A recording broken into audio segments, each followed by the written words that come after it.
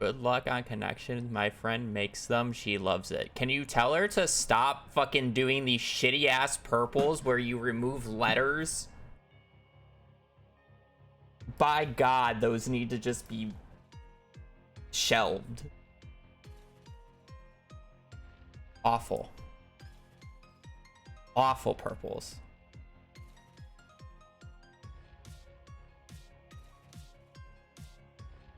Write a petition. Yes. It will definitely work. Oh well. Welcome back. Let me close my window.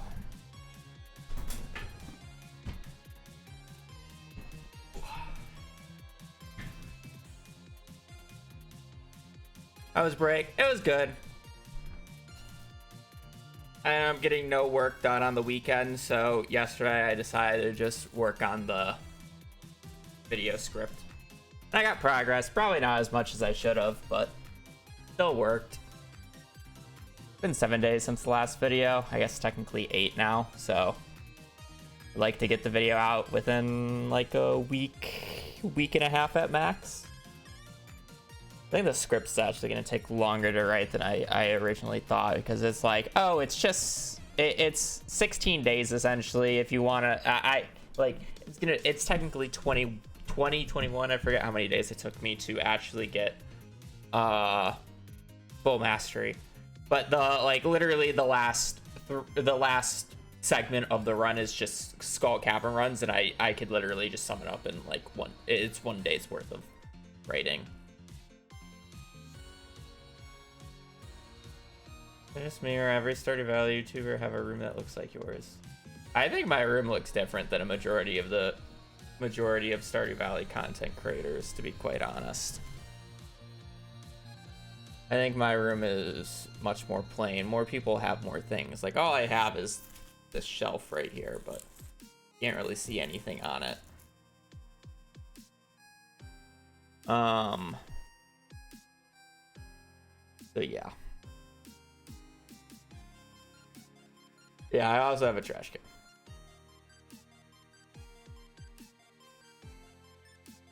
Two doors, those are closets. This one's a closet. That one, I go outside. I guess you can actually see a third. This is the door to my bathroom. So, closet, living room, bathroom.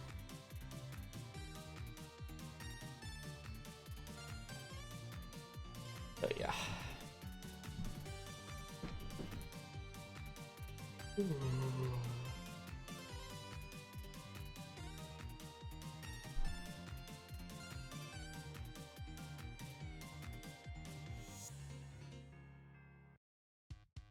Okay.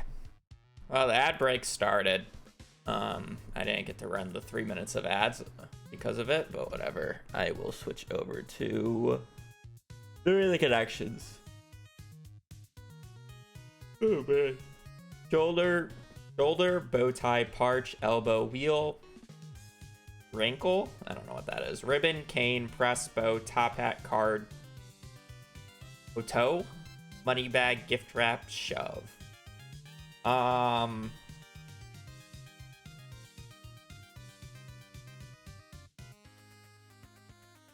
thinking the Monopoly guy with these.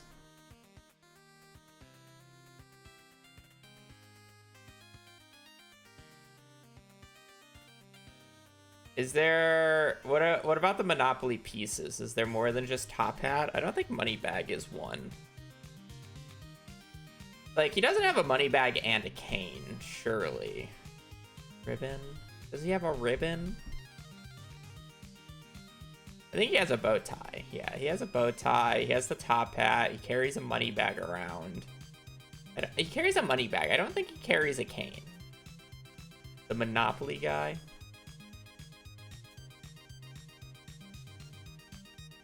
Bow, ribbon, gift wrap, card. For like holidays, present.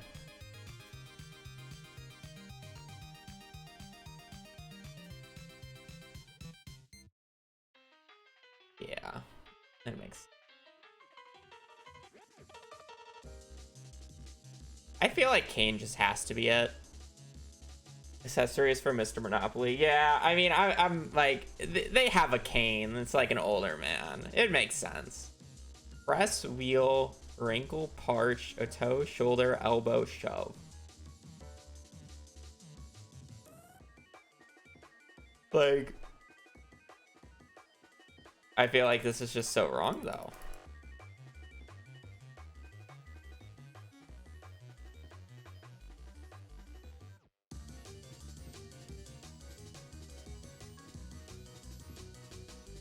Arch. It doesn't make sense because like these are just like body parts, but like this is body parts minus a letter, you know? I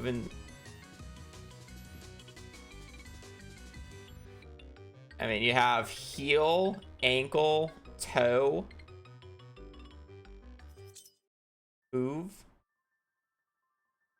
the bow, shoulder, rest, arch. These are like foot stuff minus first letter. Another stupid ass purple I see. Wow, fucking like that was an easier one, but it's like fuck these. I don't know what that is. Like this purple's stupid.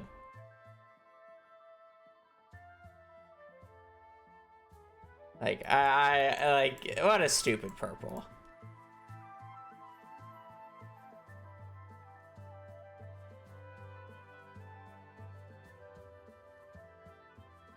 I got nothing to say. I like these two.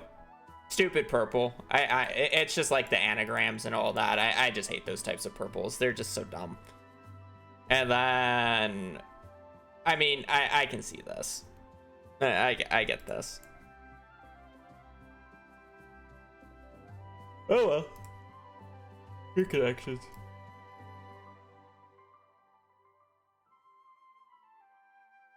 Not iridium. Nope. I don't know.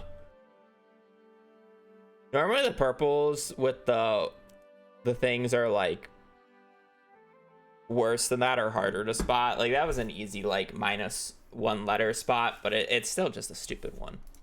Android MCSR. Yeah, it was fun watching. MCSR was a good watch. Really fun game 5s. I think there was only one blowout game, and then the rest were game 5s. Hopefully we see that next week. It's Joja. Thank you for the 19 months, and thank you for the good luck. I hope you had a good weekend. Streamer even paid slight attention to sports ball. Okay, I went out to dinner on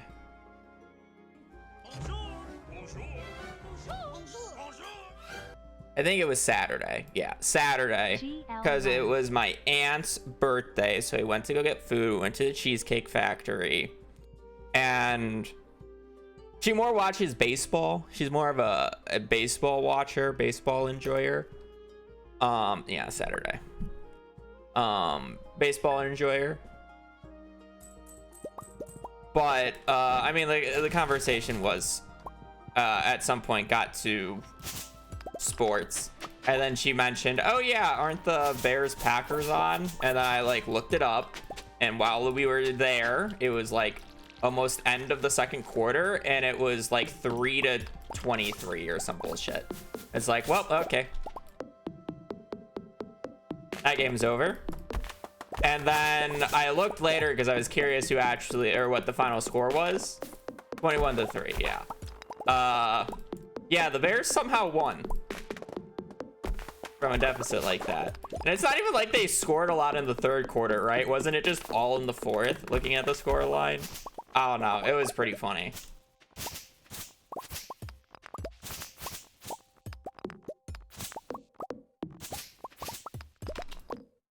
context, I am natively from Illinois and Chicagoland area, so bear down.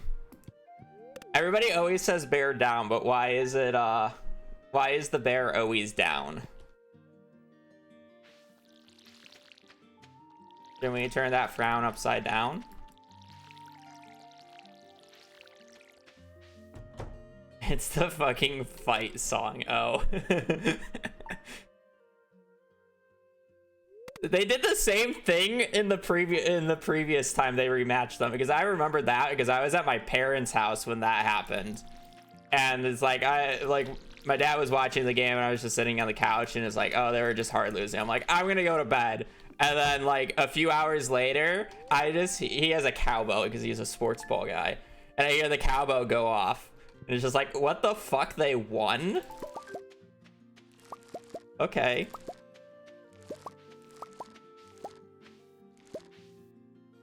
I know, sports ball, a very interesting topic for Twitch chat while watching a Stardew Valley speedrunner play game.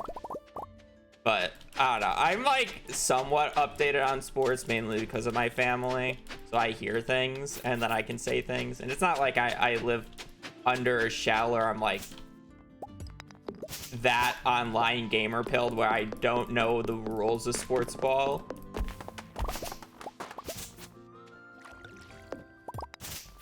You know? But at the same time, it's like I don't religiously follow it.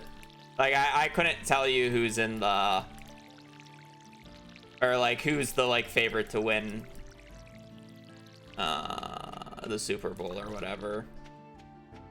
And it's like I can't tell you the date or any of that. Like that stuff I don't care about.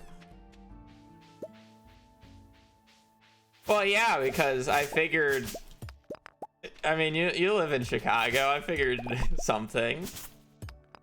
And like, who else am I gonna say that to? I don't know why. I just felt like it.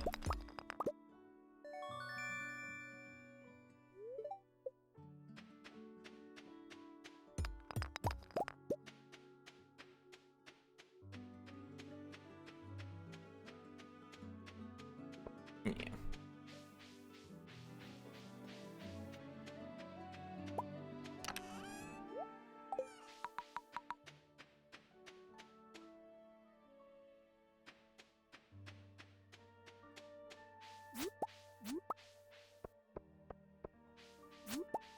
I mean, it could be worse, V.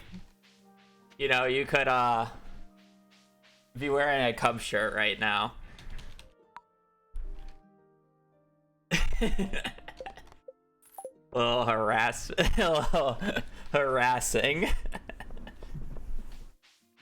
I don't think I've ever worn this shirt, by the way. I generally don't wear sports attire.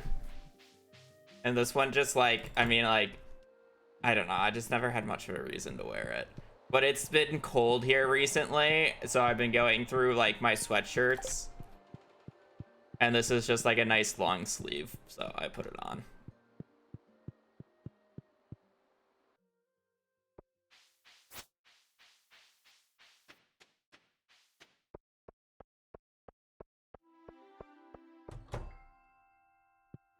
I heard of Slime Rancher? Well, yeah, of course I've heard of Slime Rancher. I've never played it. Speaking of different games, Hytale came out today. That's been big talks. I don't think I'll play it. I'm gonna be quite honest. At least in its current shape. I watched a few streamers play it, and I think it will be a good game, or will be a decent game if you give it another like 2 or 3 years. Why am I going into your place? I just don't think there's sustenance to the game yet, and that's the issue. I mean, it's a pre-release, right? Like there's just no reason to buy it. Like I might get like 30-40 minutes of entertainment, but it's like there's not much of a goal or anything as far as I can tell. Didn't think for the 11 months, and it's not like there's not like an aspect to it like Minecraft as of yet.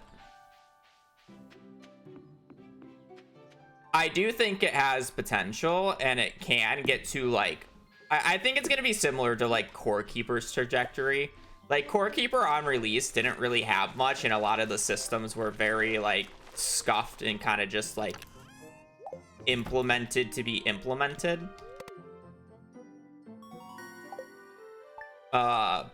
And it's like a lot of them just were broken and just like, yeah, like it just needs work, which is crazy because the game's been worked on for what, 7 years, but whatever. But besides the point.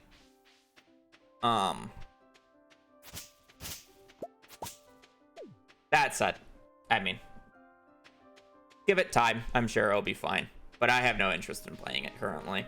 I think it's gonna die out really quickly, unfortunately. There's a lot of hype around it, but it's like, unless if I just was watching the wrong streamers and like I missed something, you know, I don't know how long people are gonna play it for. And again, it can turn into a great game. I'm not saying like it is beyond saving. I just think it needs a few more years of development, and it's probably good for the game that it like released publicly, because now they can get actual feedback. Yeah. Well, yeah, I mean, a lot of games do die off pretty quickly off of the hype, but it's like, I'm pretty sure Hytale was like expected to sell like over 1 million copies, or that's like what they were preparing for. And they may have already sold 1 million copies, but it's like, what is that million? Where are those 1 million copies gonna go afterwards? Like how many of them are just gonna be like, oh wow, Hytale was cool, and then just go back to Minecraft? Where am I going? I don't have spring onions. I'm on autopilot. Dandy, thank you for the 21 months.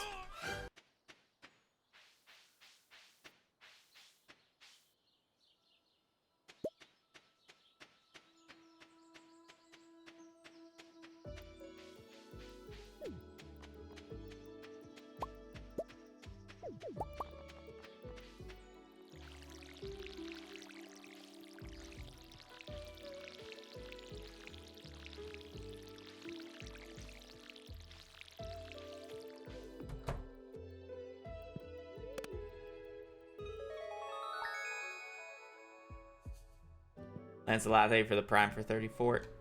Hope you guys had a good weekend so far. I do appreciate the resubs.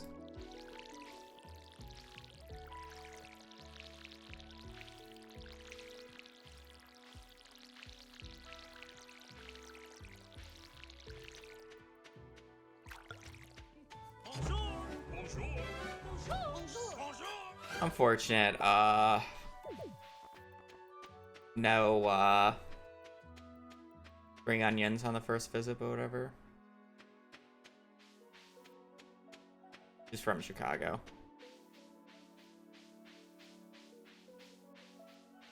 Chicago.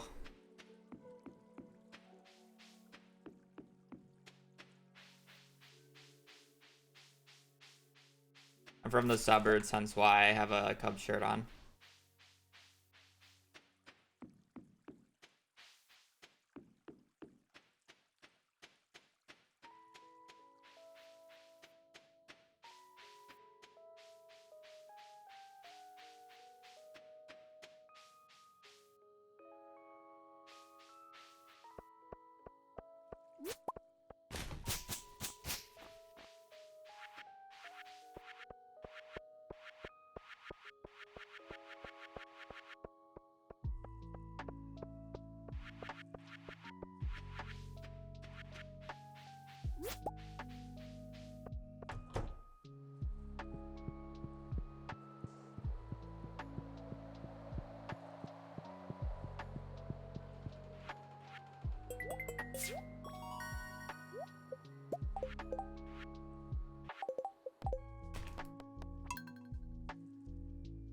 Oh, that work for nothing. Would it be more healthy for joints if animation canceling was banned in speedrunning?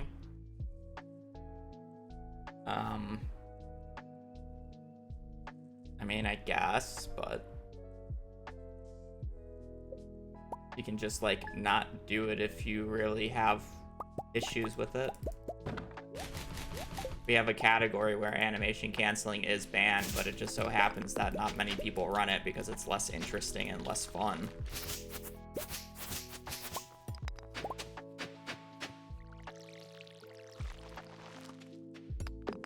Now that like we are allowed 3-to-1 on key actions, it's really not that bad.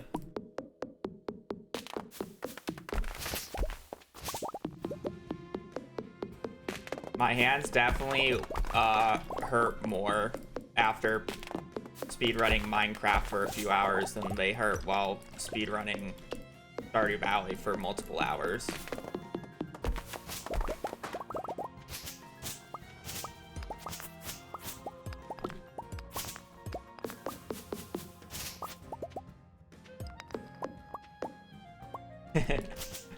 Yeah, it's kind of a sad thing to say. I do understand why Riot Games kind of abandoned the project if the game's been worked on for 7 years and it's in that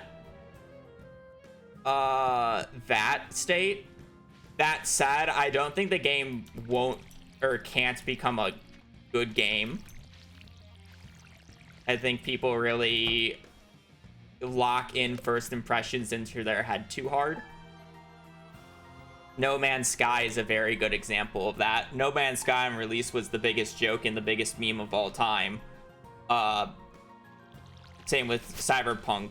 But both of those games actually turned around and are actually apparently really good games now. They just didn't deliver on release. I think Hytale can have the same trajectory as a game like Core Keeper, where Core Keeper kind of struggled with the same thing on release, where there wasn't actually that much to do in it. But now it's a full-fledged game, and it's a really good game, in my opinion, if you like that game genre. But yeah. Hi, my baby. Oh, she wants to give you love. Hi, my baby. Got it so tough. It's gonna perpetually be an early access game. Yeah, I mean, we'll see.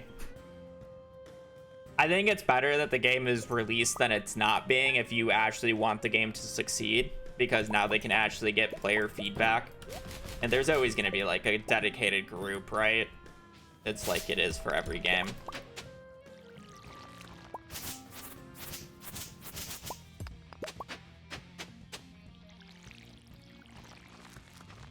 That said, yeah.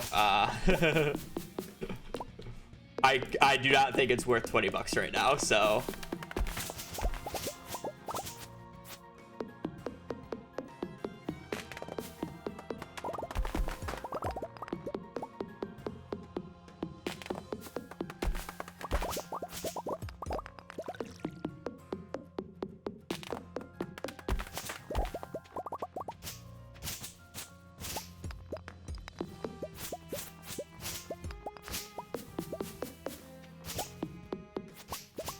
It's gonna be very funny to see when all the Minecraft players who are playing Hytale are just back playing Minecraft tomorrow, because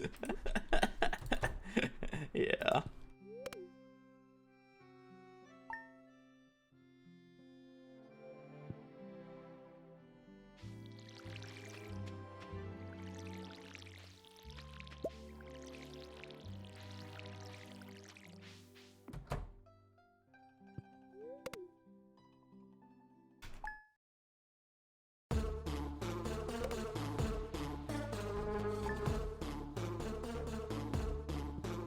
You've seen Eco Survival. I know the game Eco, but I never really looked into it or got into it or seen much really gameplay.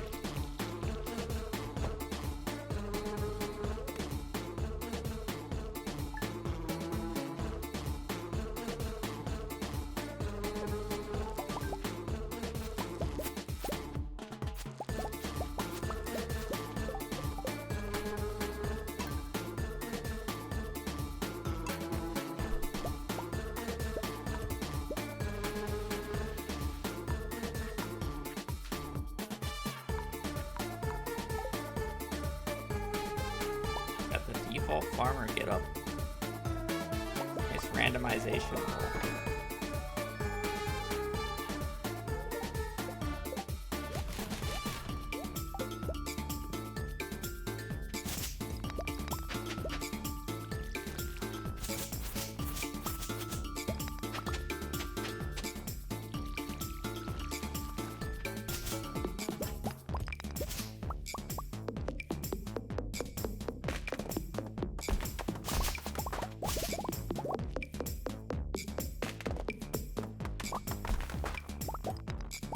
Hit that tree stump, please.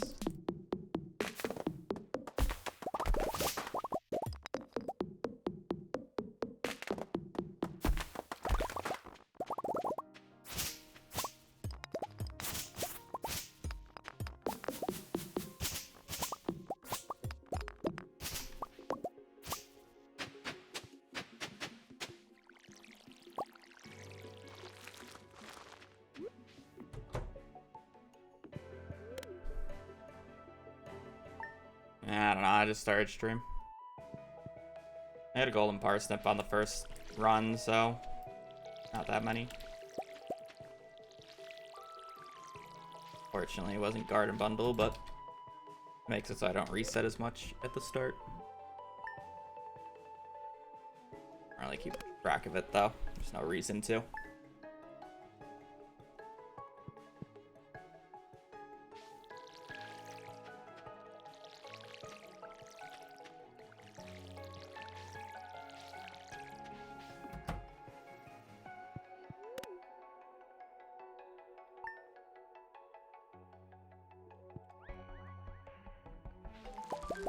I don't think the baby girl's happy that my, I don't know if that was spot 10 or 2. I don't think the baby girl is very happy that I put the blinds that's like at the head of my bed down. Because she's not laying on my bed. Spot 10. And decides that she wants to be under my desk.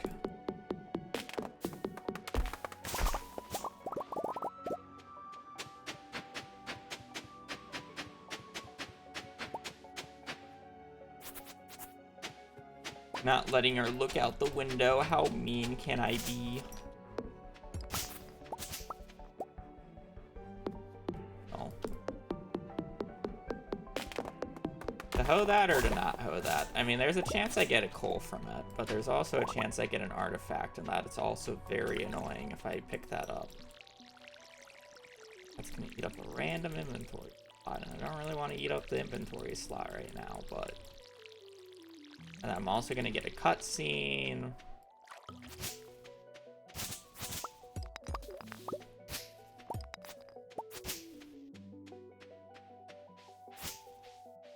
Piece of coal. It's funny because it would be easier to do chair spins now that I don't use a wired headset, but I just can't do chair spins anymore.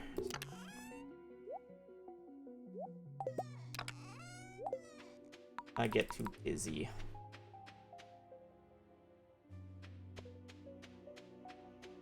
Should have picked up that morale, I guess. Gonna need some extra money.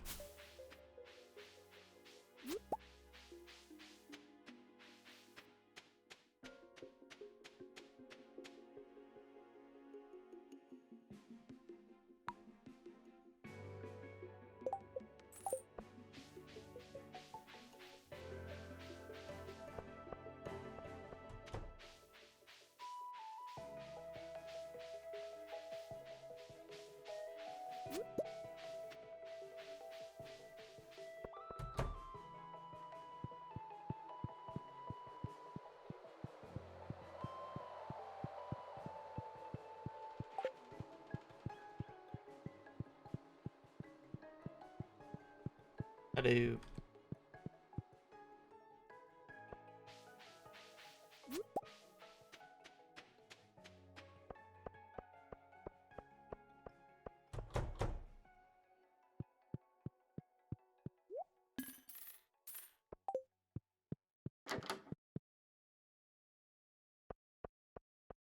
Yeah, let's not enter Robin's shop this time and be on autopilot.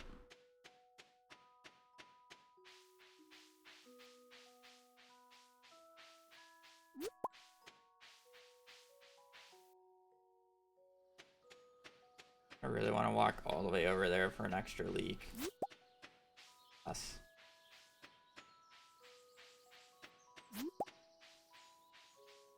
Love when it's silver quality and it messes with my inventory. That leak worth it? Not really. Live without it.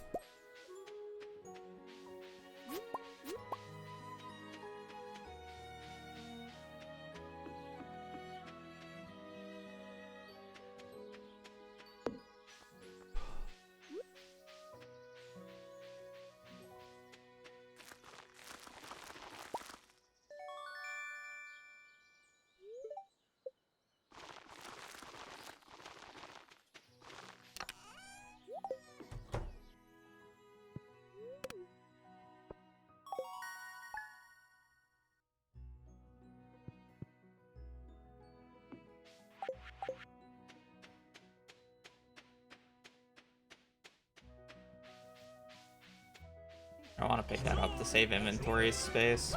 Any girl thing for 17. We had a good weekend.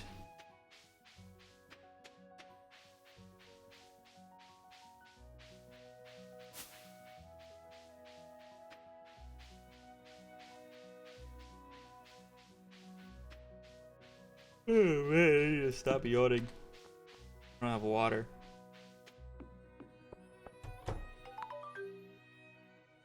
Oh, that's good.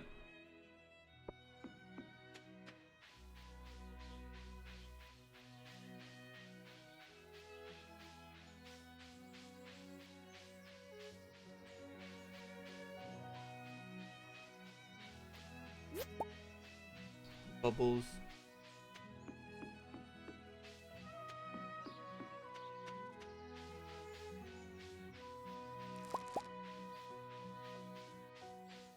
It's very fun having to explain bubbles in the new video. There's so much random tech that I need to explain. That's why it's taking longer to write than I thought it would, because it's like, oh, it's just 16 days, right? I just have to write 16 days worth of dialogue, and it's like, it's less than spring, right? So it should go by quickly if you think about it. But instead of just like lightly detailed days where I go over the grass, I'm basically going over everything in the day because everything had a purpose. And then there's so many like tiny details. It's like, oh yeah, CA changed how geodes work in 1.6 so that they're seeded to the player seed and not the game seed, so they're fundamentally random and can't really be seeded anymore. I mean, they can be, but you know, 2 animal bundle, that sucks. But it's not practical, so I think Blade was working on a way to do it, but I had no way of doing it, and there wasn't really much of a point for me to do it. I had to explain that. Gotta be like, oh yeah, bubbles are also seeded, so you can do this with them, and then I have really good bubbles in the morning on day 2, and you can, and then I'm gonna get this fishing level by getting perfect catches, and then I gotta explain why getting perfect catches are so important because of XP multipliers. I can't just assume everybody knows that. And it keeps going. 1 in 3. There's about a 1 in 21 chance that I get past the first 10 minutes of the run. The 1 in 7 for gold parsnips and a 1 in 3 for garden. What video is this for? Getting the mastery room unlocked by spring 16th. That challenge. So it's like, it sounds simple to make because it's like a 16-day run, and it's like, oh man, I just had to explain like 200 days in perfection, and like the last time I did a 115-day perfection run, or like I mean, like it's 112 in the 2-year run, or in the year 2 run back on 1.5. It's like that's 112 days, so 16 days should be a cakewalk. But I mean, those days are much easier to write because it's literally like at max 2, maybe 3 sentences, unless if I explicitly have to explain something. Where like in this, like each day is like a paragraph or more, and that's not even including if I have to explain, oh yeah, I'm clay farming, let me write 2 paragraphs on what clay farming is and why it still works. Because you will be surprised about how often people still say you can clay farm still, because they think it's just totally removed from the game. But it's removed from the base game, but not with legacy RNG. I think for the 44, what are we doing? Book or parsnips. Perfection as per usual. And then think for the 19. Again, I hope your guys' weekends went well. For Smurf today. Yeah, it's just not random anymore, so it's like getting through all that at the start. I think the final days will definitely go faster than the earlier days because there's so much more to explain at the start, because I do have to assume the vast audience hasn't seen a video of mine. So people don't have to watch other videos for context. But at the same time, it's also really annoying.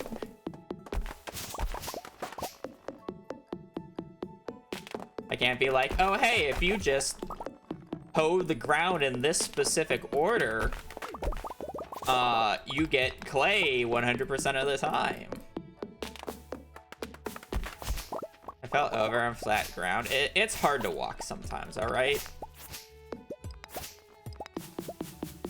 You know, babies struggle with it, so adult babies, you know, are better at it, but also struggle with it.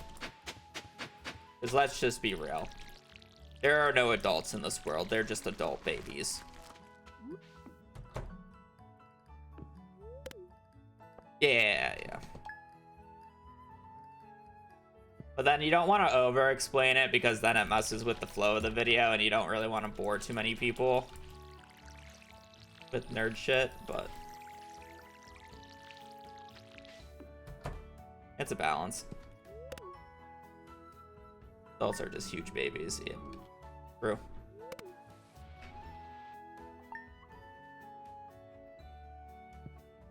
So yeah, I decided that would be the next video because I thought it wouldn't be that bad to edit.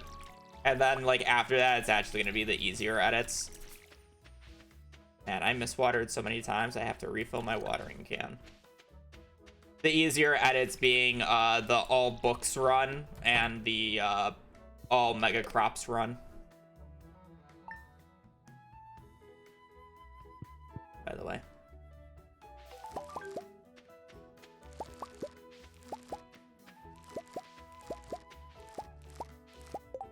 Plus the game not giving me a gold quality parsnip because I had to pee.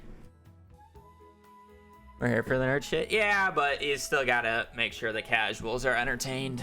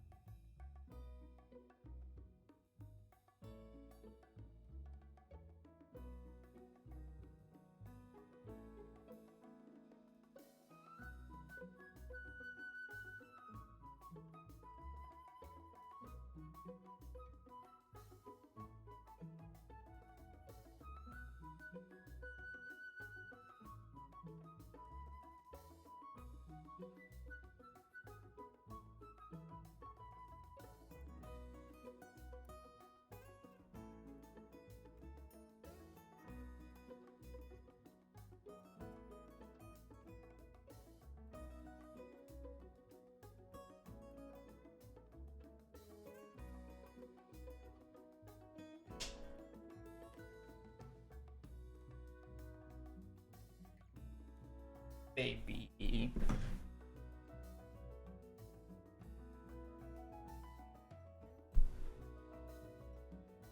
She's got a tough life, all right?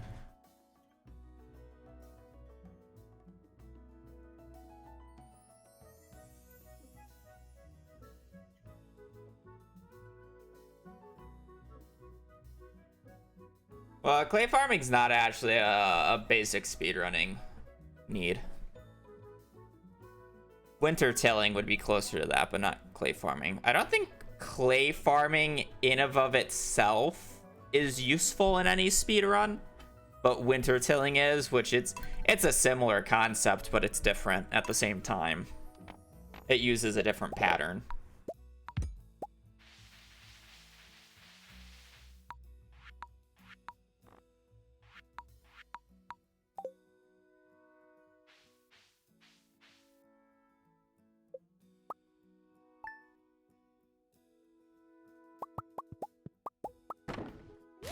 Yeah, I don't know why it's worth 20 gold, but I mean, it makes sense that it's worth 20 gold in the context of how it's supposed to be rare, or like rarer, and you can't consistently farm for it. But because you can consistently farm for it on Legacy RNG, it makes the price seem ridiculous.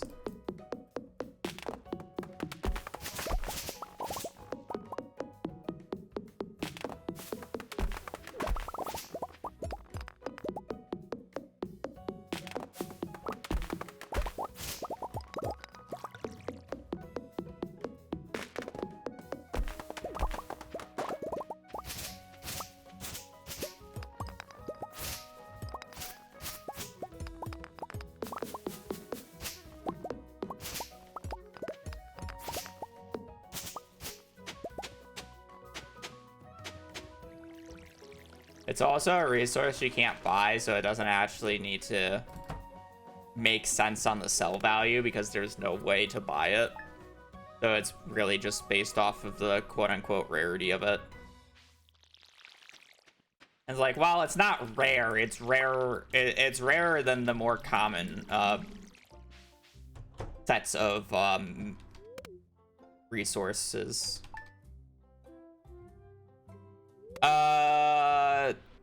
So clay farming is in the issue of winter tilling is significantly more profitable.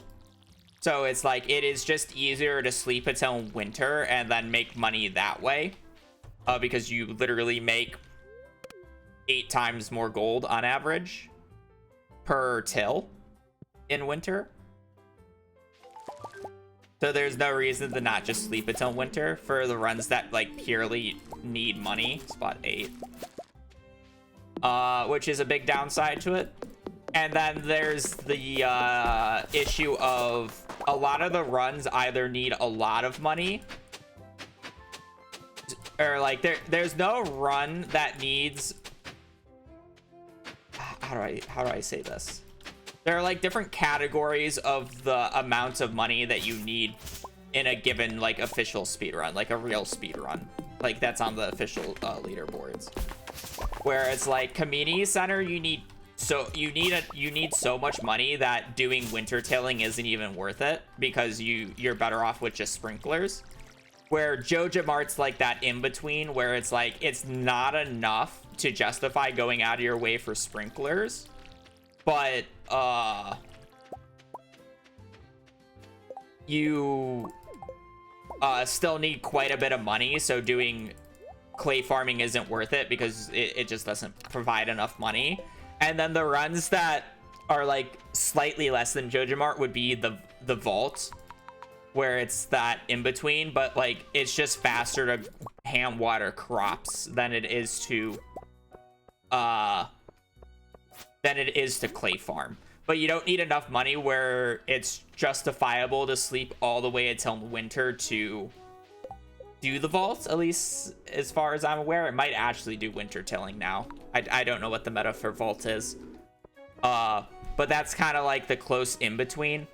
And then any other of the bundles, you really don't need enough money to even justify clay farming because it would just be faster to sleep until the end of the season, harvest the stuff on the left side of the forest farm and then sell that, and that's all the money you need for the entire run, right?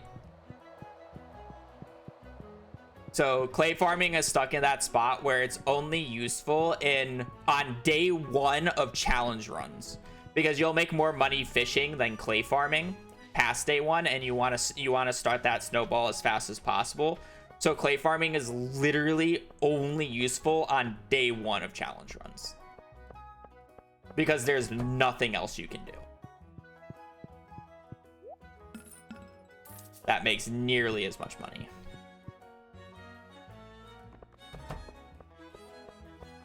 Three Valley cooking. Didn't somebody already do that? I'm pretty sure Shark just did that. I don't like doing video ideas that other people have done. I just don't like that. Unless if I like can put my absolute twist on it, and it's like I can justifiably do skills in the least amount of days, because first off, I'm improving the time, and second off, I'm doing it in my own way, which is like an actual min-max version of it. Like, everybody else hasn't been doing animation canceling. They haven't been using a seed. They haven't been using like very specific predictors to do very specific things, right? And I'm combining all that to get a 16-day time, where the previous best I think was like the 23rd.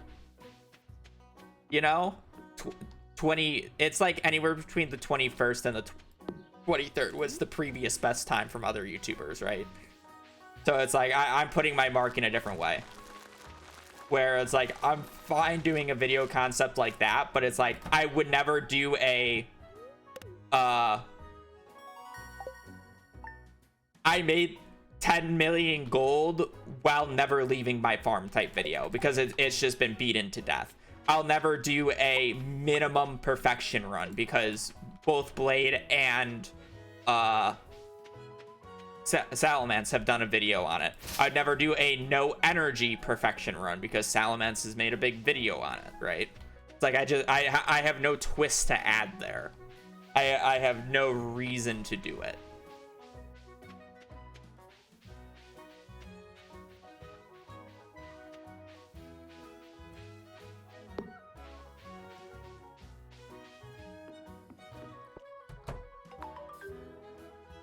I've done an all egg, or I've done an all mayo speedrun, but I guess that doesn't include ostrich, even though V wanted it to include ostrich. It was like the last video I posted before my hiatus.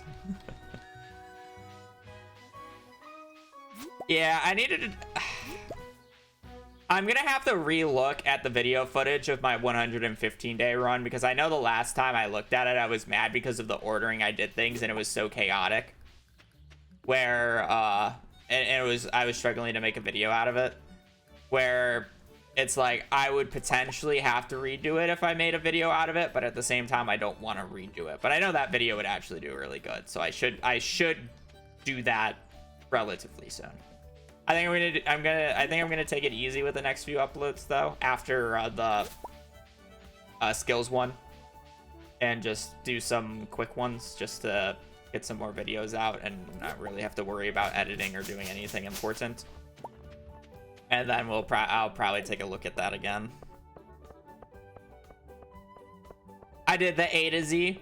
I would have to redo it, because the way how I did it for 1.6 was extremely scuffed, and I didn't like how it turned out. It's the same way how like I just did that wheel spin thing, and it's like I think it's a good idea. I just don't think it turned out as well as I was hoping for it, so it probably won't be made into a video. I'm gonna have so many mixed seeds if I just got the goddamn bundle. This isn't even bad. Like look how many wild seeds I have. I have 70 spring seeds.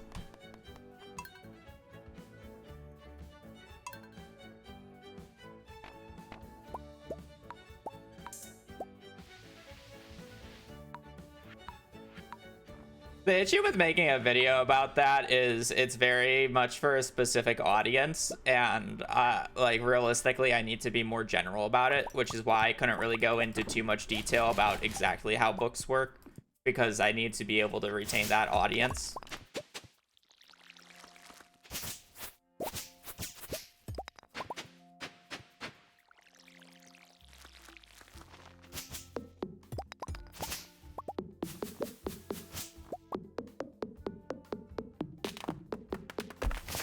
I think there is a video format that worked. I think Spubby actually posted one for Terraria, but was a kind of a copy of another person who did it for a different run, where it's just like, it's basically like speedrunning tips and tricks and why speedrunners do certain things, you know, in like speedruns. So it's like, why do I commonly do this? Like the easiest example is, why do I throw whatever I just crafted out of my inventory instead of putting it in my inventory? Like, that's a pretty commonly asked question, and the answer to that is it's faster to throw it out of my inventory to pick it up than clicking on it, finding the spot in my inventory, moving my mouse to that spot, clicking, and then closing my inventory. Where I can just craft it, immediately slam my mouse upwards, click, close inventory, and then by the time that I do that, I'll be able to pick it up again, and I don't have to worry about finding an inventory slot for it. Right? Like, small stuff like that. Why do I break rocks in a specific way in the mines, you know? Another common thing. How do barrels work in the mines? What spot? Like, I know some of these things I have explained in videos, but it's just like easy examples. It's like, why do I wait to kill certain mobs? You know, it's like, why do I wait for the fly to get off the dirt in the mines and just sit there and wait sometimes? Because I have to wait for it to be on a valid tile for it to be able to drop a ladder, right?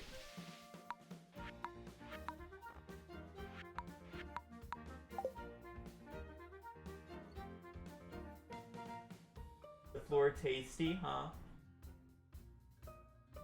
Licking the floor.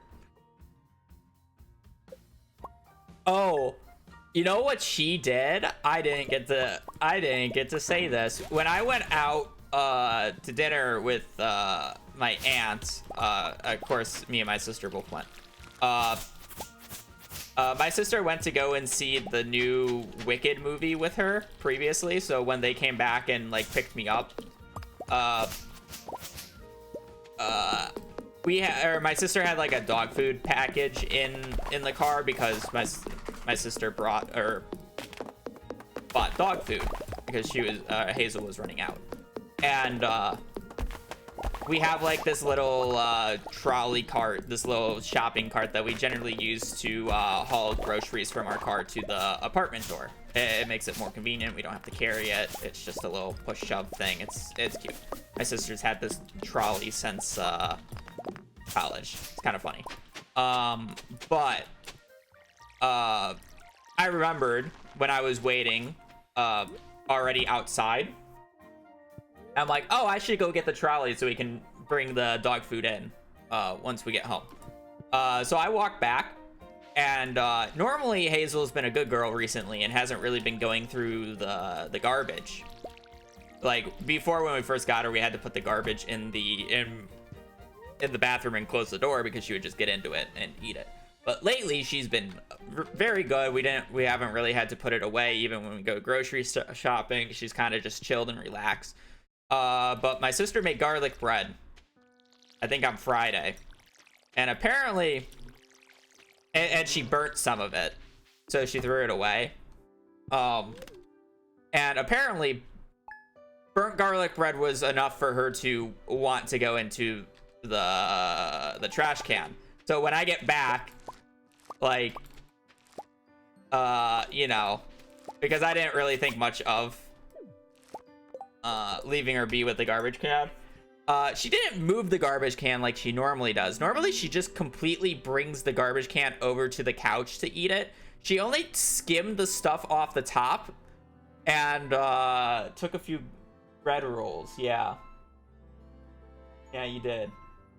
So like she was kind of in the middle of eating it, and when I reopened the door because I'm coming back because I want to get the trolley, like she gets scared, fumbles over the side of the couch, and like launches a garlic bread at me. And there's like 6 pieces of garlic bread in the trash, and apparently she ate like 3 by the time I got back. But like the fourth one kind of just like went flying at me. I'm like, what the hell is going on here? Because I was like, I've completely forgotten about the garlic bread at the time, and it was like I was just very confused why she was so panicked. It was like Ashley deer caught in headlights moment. Yeah. So yeah, that happened. So she lost her garbage can privileges for that evening. But the main reason I find this so funny is normally if she eats any sort of human food, she generally gets sick. She has kind of bad poops, you know. She doesn't really handle human food very well. But apparently garlic bread is fine. Like, the only other thing she's ever eaten and not gotten, like, diarrhea from was pumpkin muffins, but apparently pumpkins are really good for dogs' digestive system, so that makes sense. But garlic bread, no, she ate 3 rolls, fine. Didn't phase her at all.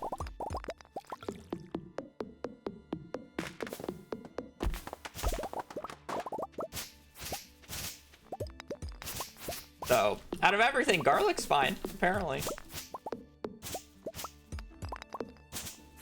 But, like, I say that because it's like she had, like, a veggie straw at one point because when my sister's friends were over, like, she dropped one and Hazel immediately picked it up, and then she just had bad poops for, like, the next day or two. So it's just, like, a veggie straw can, like, set her off. But, you know, garlic bread is fine. Garlic bread is fine. It's like, why are you telling everybody? She doesn't know. Is that the only thing that happened? Oh, yeah. The other really well, you could call it not funny, but more me being stupid. So I was... we had leftovers from going out with Michelle. And I'm like taking it out, I'm looking at it, I'm like, how do I, like, it has some bread on it, I'm like, how do I heat this up to my sister? And she's like, oh, just wrap it in tin foil and put it in and like turn it on for like a few minutes. I'm like, okay. She meant the air fryer. Does anybody want to take a guess of what cooking utensil I put tin foil in for a hot second before realizing that's not a good idea? After a very dazzling display. Nothing blew up. There was a flame spark that I saw immediately. I'm like, that's not good, and immediately stopped it. I was watching it. But yeah, I did put tin foil in a microwave on Saturday or Sunday, which was fun. It was literally less than 3 seconds being in the microwave.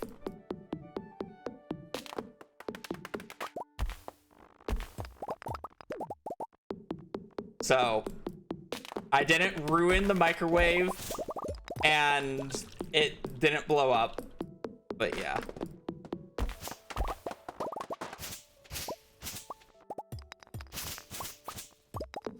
That was funny.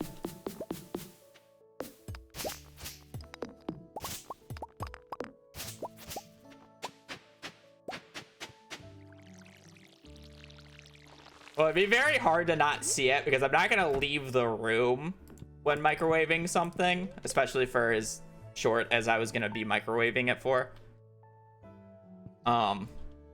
So it's like, it was very noticeable when you saw a kind of a flash of light come off of metal inside of a microwave. That's generally not a good thing.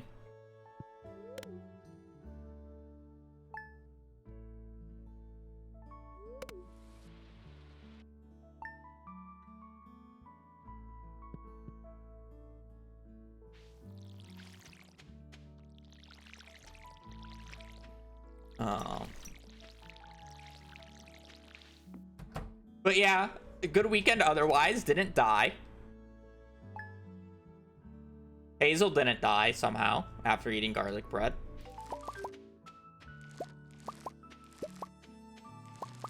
It's a good weekend overall, I would say.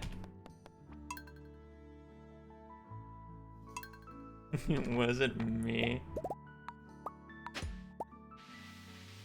It died, didn't burn down the home, yeah.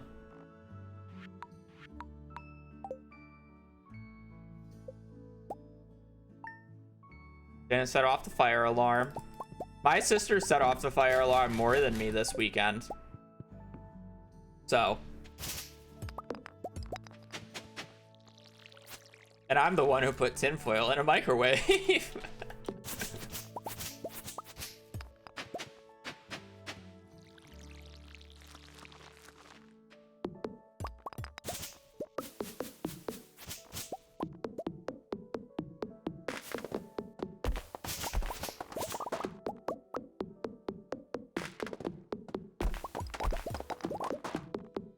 I think other things to note that we talked about during the dinner was the potential of moving to a different apartment.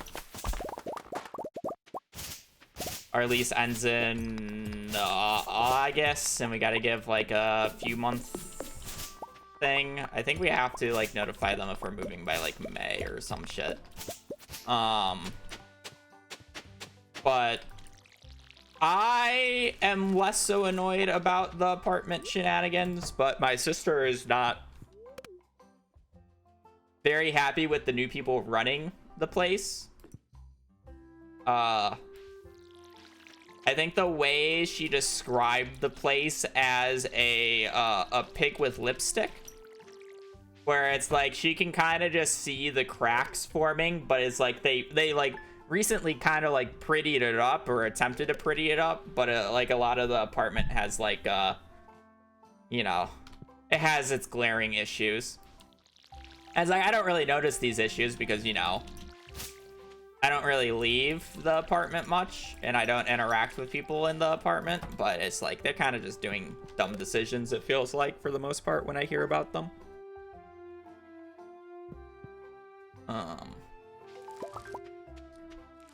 So she's kind of potentially done with the place. Maybe move to a more convenient location. I don't know.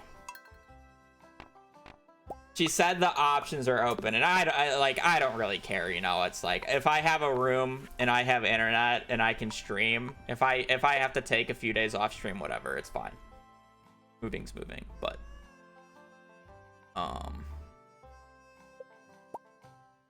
you know, I'm less affected by it than she is.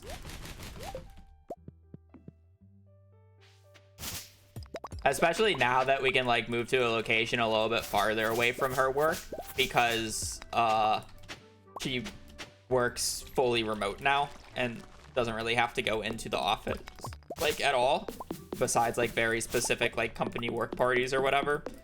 So it's like her work is like 5 minutes away from our apartment, so it's like she can realistically do longer because she's not driving in as much, right?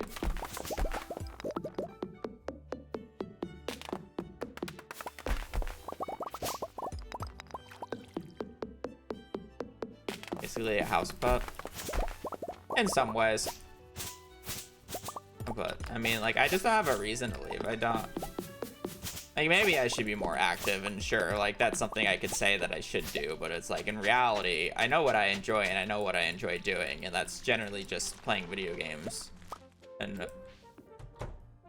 browsing the web. I don't really have a desire to like go out and be like, oh man, I really want to do this, you know.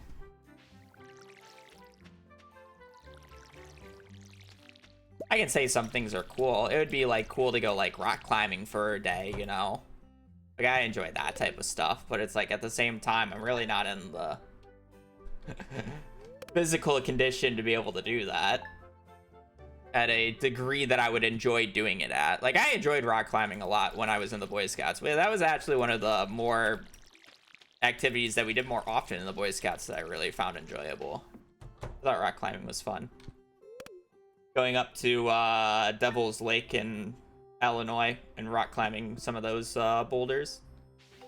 being able to rappel off of some of the boulders as well was quite good. Spot 1.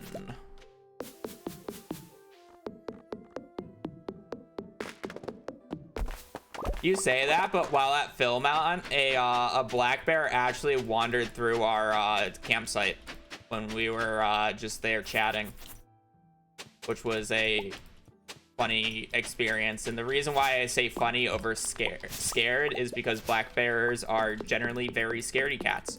And the kind of the area ranger, like the staff member who is like there at the given time, because we're on Mount Baldy, we're at the campsite of Mount Baldy, which is the biggest mountain that they have in the forest area. Basically it was like, oh yeah, I'll go deal with it, and kind of just walked not up to it, but like in its general vicinity, and just started making a lot of noise, and it just ran away. You know, it's like, I don't want to deal with this shit, and just ran. So it's like, yeah, that's kind of funny. It's the only experience I've had with a bear, though.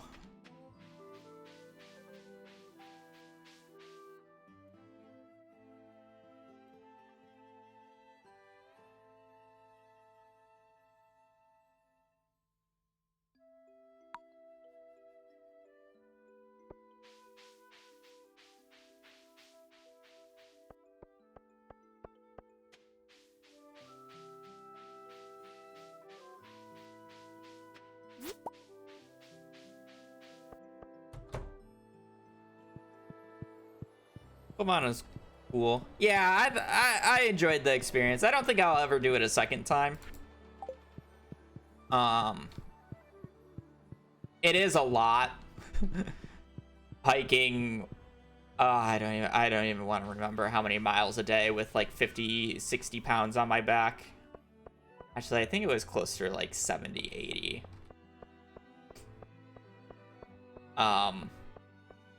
For a week and a half straight. I mean, it mixed. I think it was anywhere between like 7 and 12 miles a day. It was a cool experience. A lot of scenery, a lot of cool things that we went to see while we were there. I just don't think I'll do it again. Once in my lifetime enjoyable experience that I would recommend, but yeah, not a second time.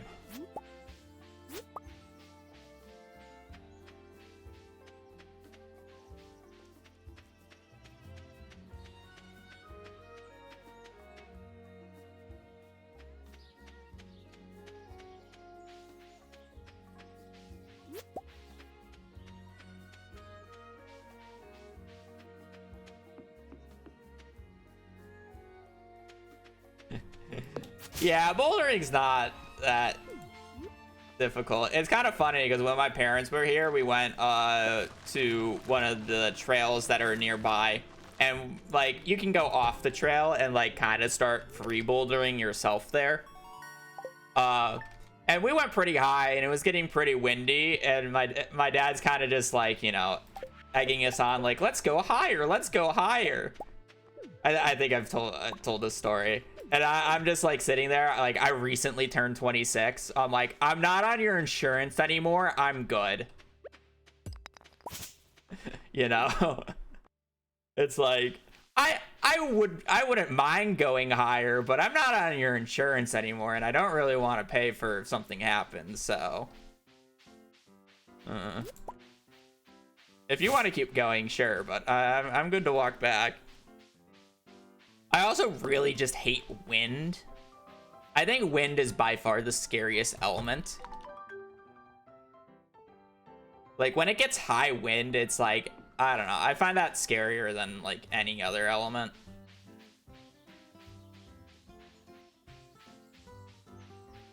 So just being in, like, a constantly windy place, I don't like.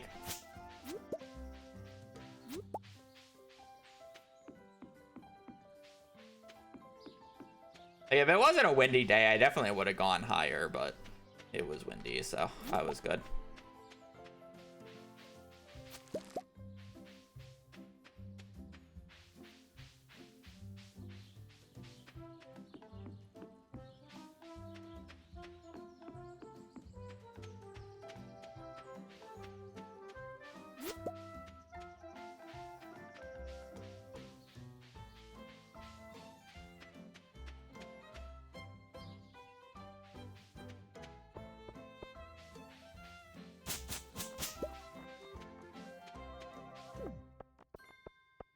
Yeah, I just don't have like a push or a need to like go out is like the issue.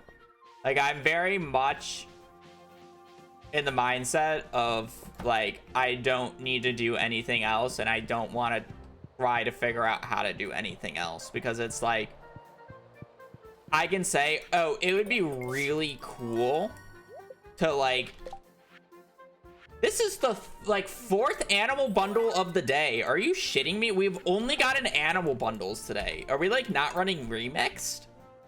Hello?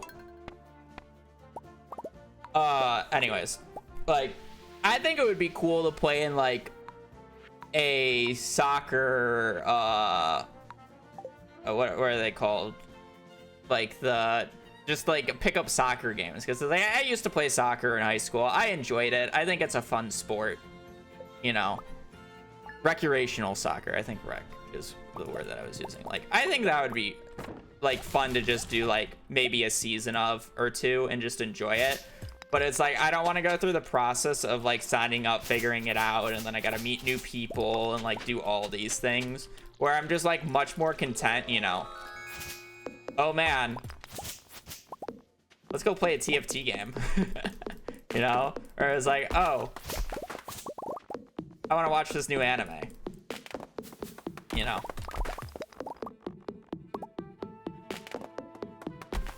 It's the same thing with like rock climbing. It's like, oh, it would be kind of interesting and fun to go rock climbing right now, but then I have to find a crew that will let me. I have to go in through, sign all the waivers, and figure it out from there. And it's just like, I don't really do those things. I don't really like doing those things. It's the main reason why a lot of my YouTube stuff is stagnant, because it's like, I don't want to figure out editing stuff and like staff or whatever for that to help me with it. So it's like, a lot of it's just on my own, and it's whatever pace that I take it at, which is like fine for now. I think it really limited me last year, especially with in terms of uploads, because it's like, I really just did not want to work on the perfection speedrun video for the longest time. That's the reason why it took me so long to put out a video.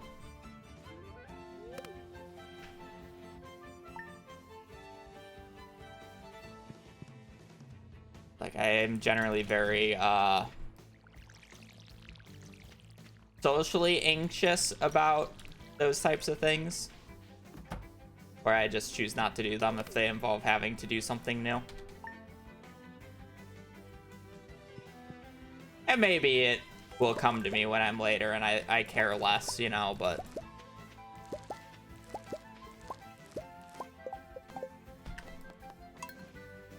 Can we stop licking my bed sheets? I will give you some love, but I need you to stop licking my bed sheets.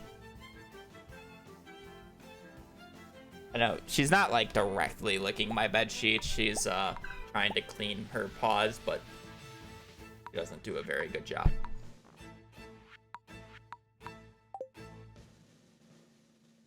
Duck face with a mouse t-shirt. This is a very interesting character.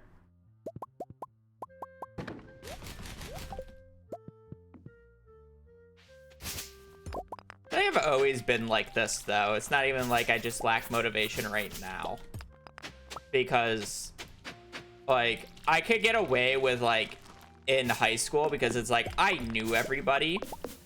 So it's like, it's not like I was really meeting anything new. Again, my entire high school was like 400 people.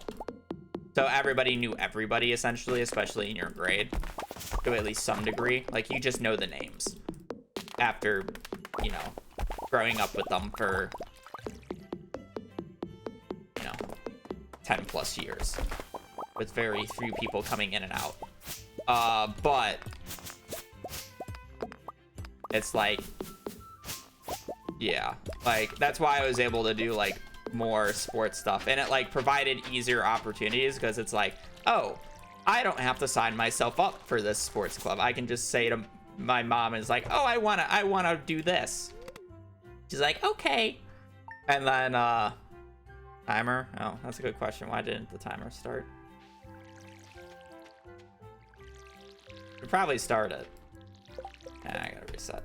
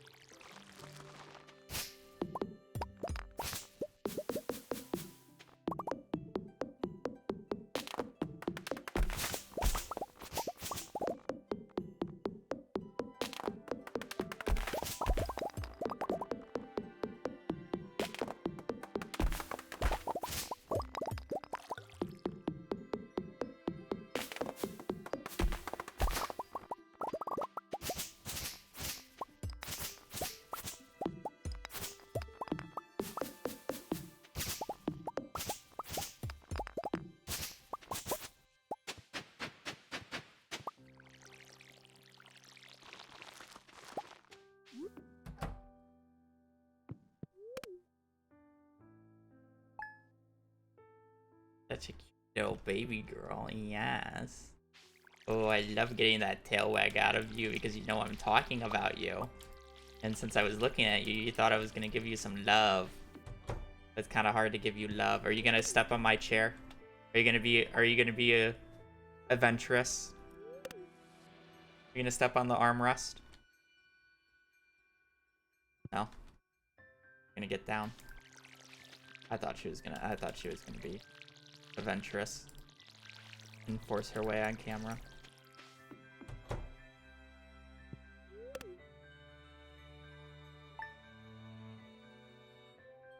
She just wants to go on the balcony. She does. Wouldn't she?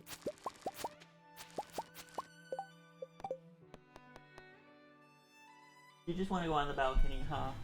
Is that what you want? Bonjour. Bonjour. Bonjour.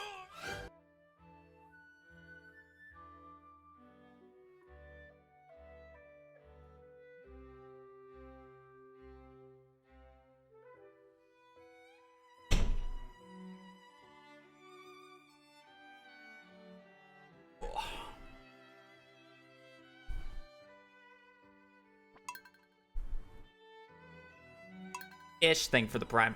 Hope you had a good weekend.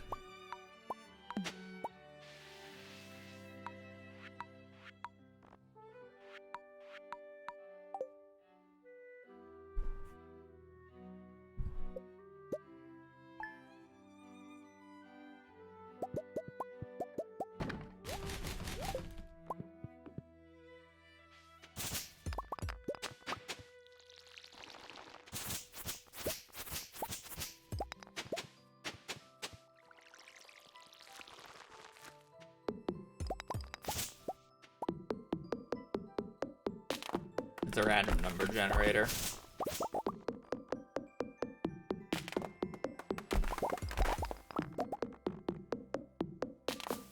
I mean, it accurately predicts what type of noodle you are today.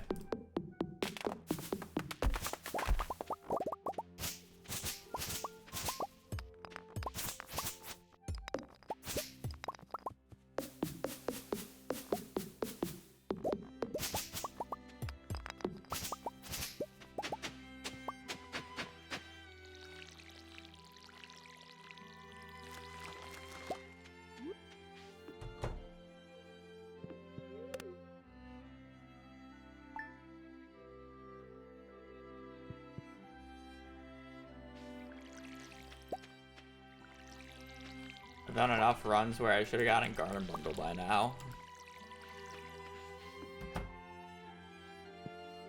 Pretty sure I've done 21 runs. Maybe a little less. I think I've hydro gold qualities, to be fair. But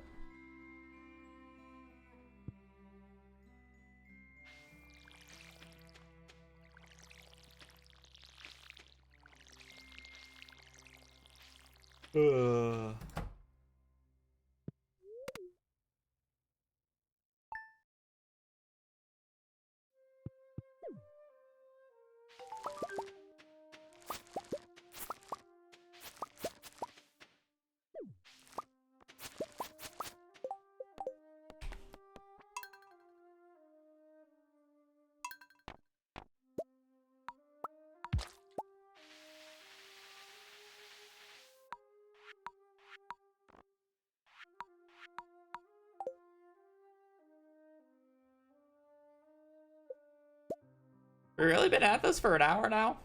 Wow.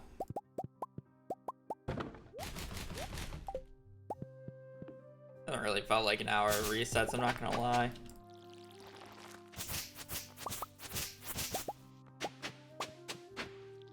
I haven't gotten a run going, but still, jeez. I still find it crazy that the only bundle we've gotten of the rightmost bundle is Animal Bundle today, and we've gotten it, what, like 4 times in a row? That's kind of crazy.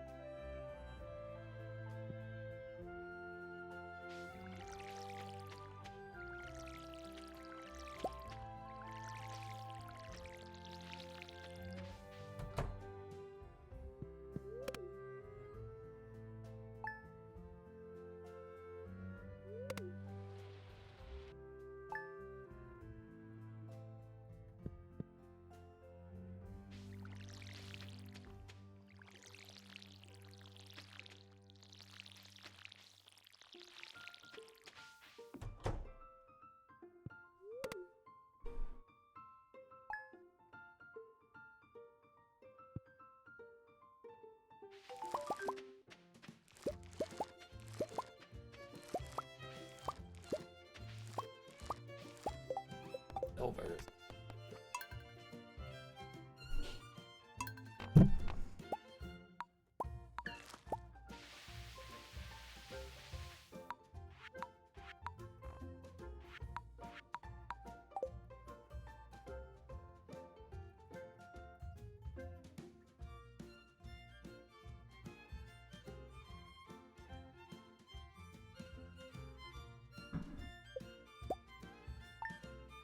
Oh man, oh man.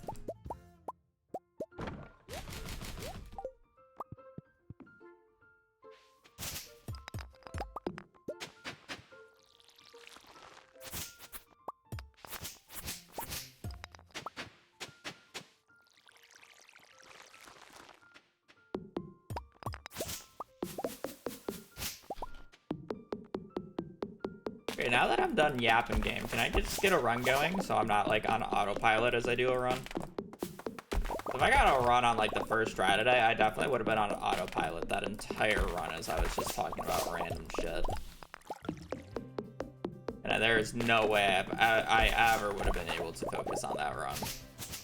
And now that I've kind of said my piece, getting a run now would actually be quite nice.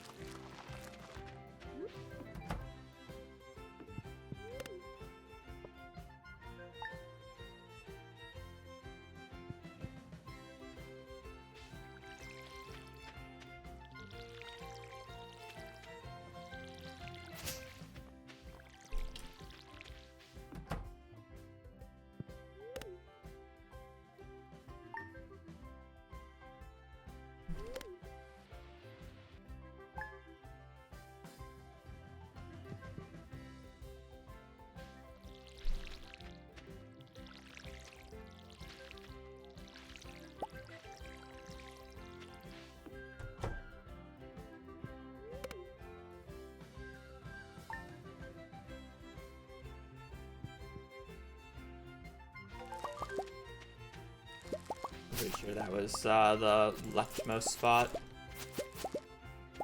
So spot 6.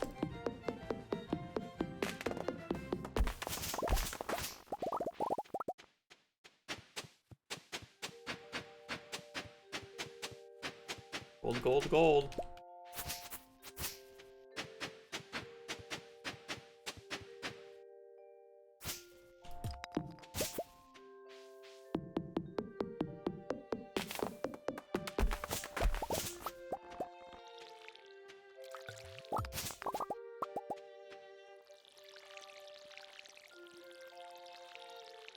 Not really. A variety of things.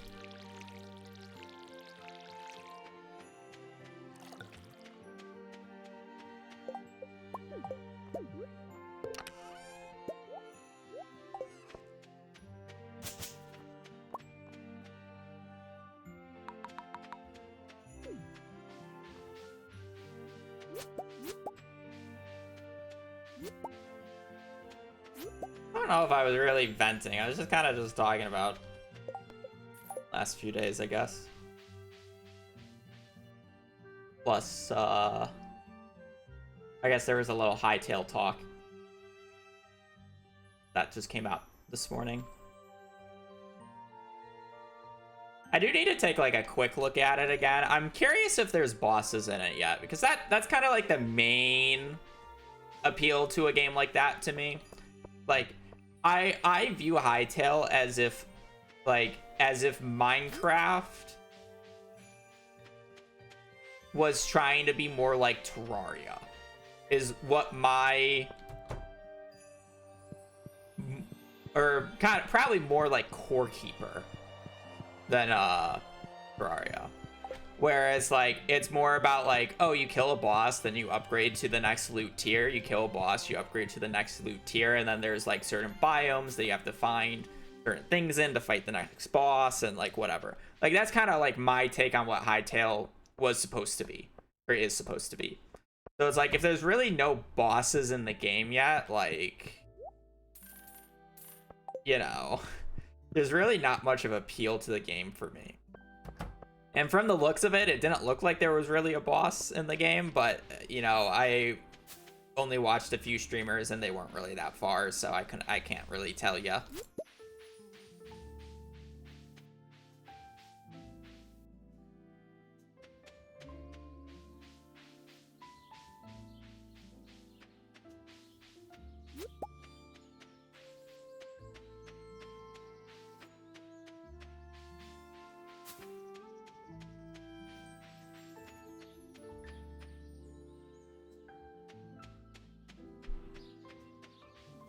Did I sell a leak? No, I just didn't get a leak spawn. Oh boy. Hopefully one spawned on the left-hand side that I can get tomorrow. Potentially. Missed it? Where was it? When did I... Was it like really northeast? Bottom right. Oh. If it was bottom right, I should have gotten it, but I understand not wanting to go top right. I'll just see if I can get it left side super quickly.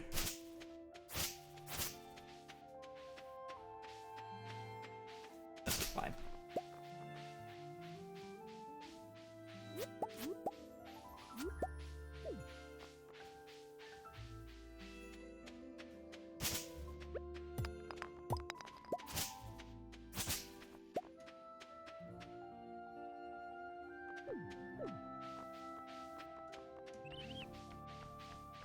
I hate 5 as a hotkey. When I was speedrunning Minecraft, 5 was like the one hotkey that I always struggled to hit. Like, I can easily hit 1 through 4 when I'm using WASD. I struggle with 5 though, because I have to like reach my index finger. So it's like if I'm trying to go left, or like if I'm holding A and S, it's very hard for me to press 5 on my keyboard due to my hand positioning. where I can press 1 through 4 without like trying. Because like normally I use R for 6 and then ZXC for 6 or for 7, 8, 9.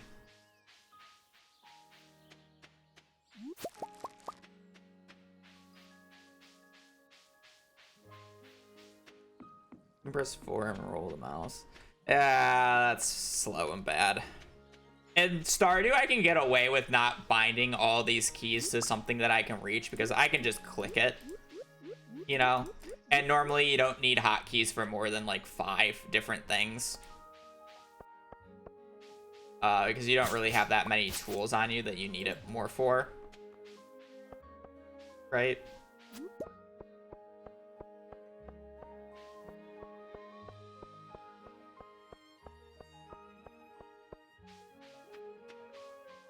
It's like, I really need to find a replacement hotkey for 5 that just, like, works.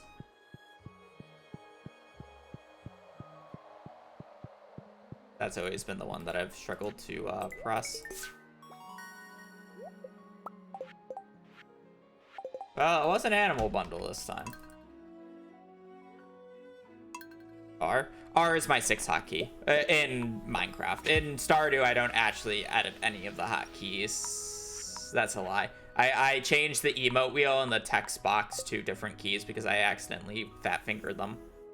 I don't like T being a hotkey for chat.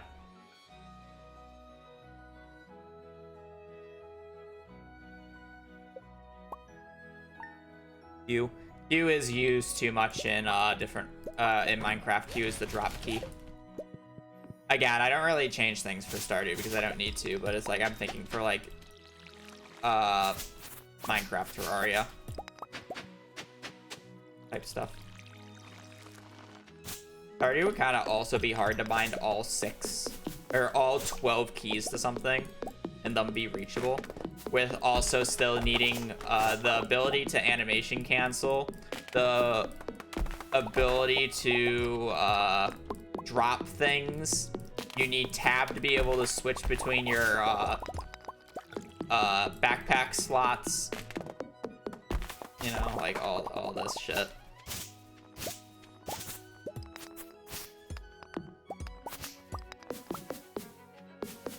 My mouse for Minecraft is for the F keys. I have F3 and F5 mounted on my mouse keys. So.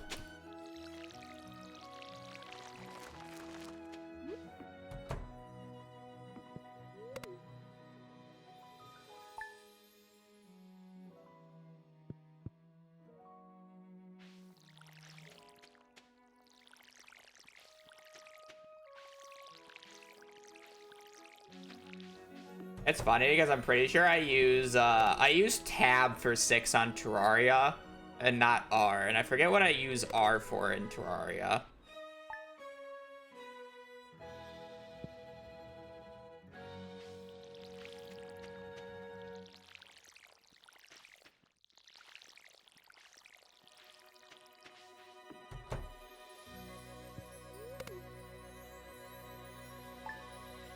Making balls, thank for the Year 1, lovely name.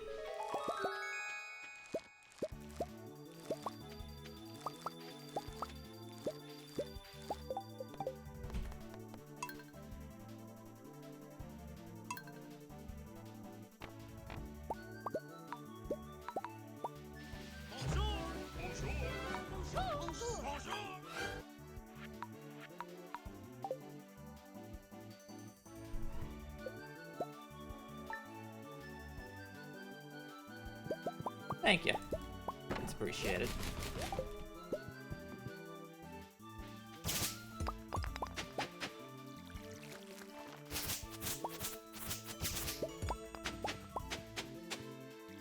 That was the one thing that I was disappointed that I didn't get done on the weekend. I really need to go through and fix my notification settings so I can actually set something up for YouTube.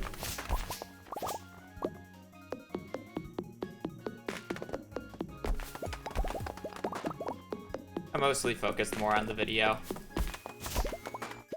than that, though, so.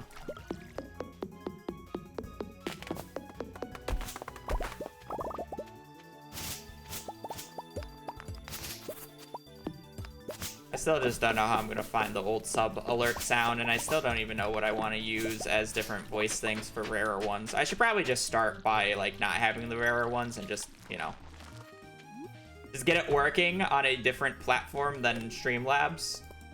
But yeah.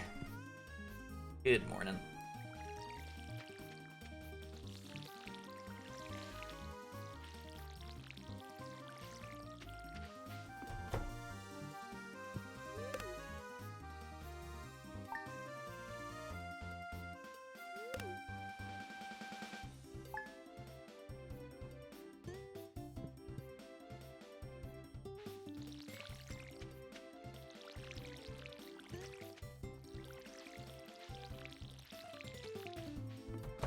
Man. Have we really got him 4 garden bundles and a fish farm bundle today? That's so disappointing.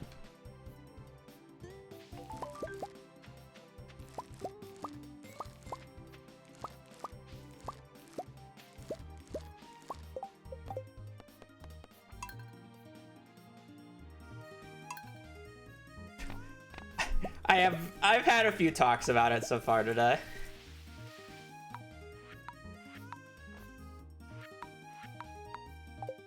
I think for the most part it looks disappointing. I think it could be a decent game. But I understand why Riot Games dropped it. If that's the state of the game that it's in after 7 years of development.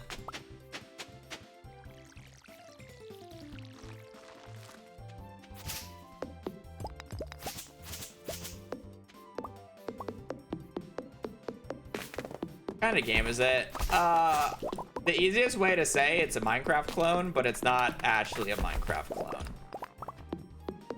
It would be like if Minecraft was more of an RPG. Is kind of like the goal of it, you know? At least that's what I thought the goal was supposed to be out. The issue is they have the survival stuff implemented, but they don't really have the RPG part implemented, and that's kind of the main appeal of the game. Again, I've only watched a few streams for, like, honestly less than an hour, so there could be more to it.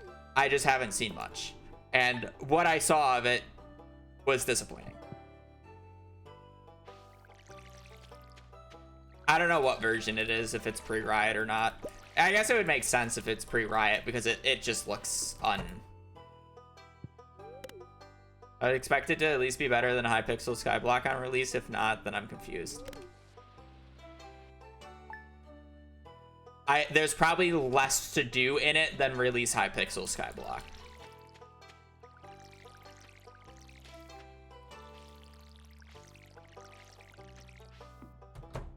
But the game itself is not nearly as grindy as Hypixel Skyblock, so it kind of makes sense. Because Hypixel Skyblock has artificial longevity to it.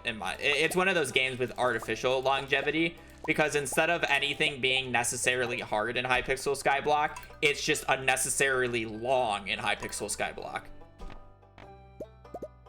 It's like they make stuff that could literally be like a 20-hour grind into a 2,000-hour grind because of how difficult it is to get certain things that you need to be able to do certain things with. You know, that's the difference.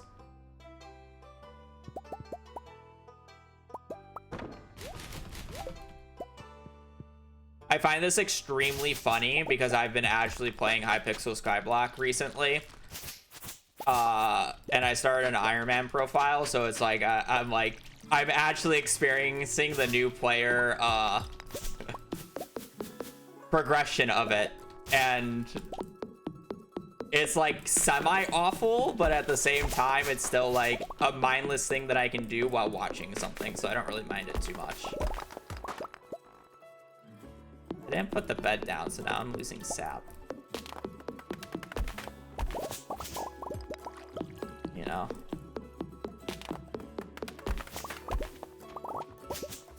Minecraft 2. I mean, looking at it is literally Minecraft 2. The milking or using a using a bucket on a cow literally gives you a bucket of milk, and it does the exact same thing a bucket of milk in Minecraft does. So.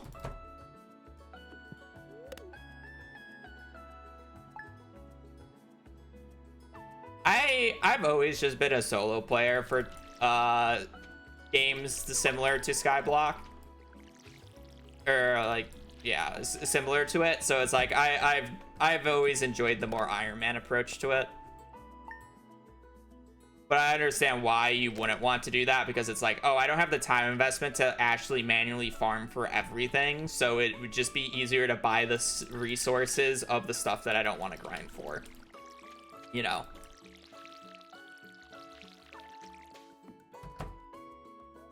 But at the same time, I actually really don't have the efficiency approach going into it. So it's like, I don't really care if I'm not using every slot in the forge I can do at any given time. I don't really care if I miss a daily quest for the Heart of the Mountain or whatever the forging one is.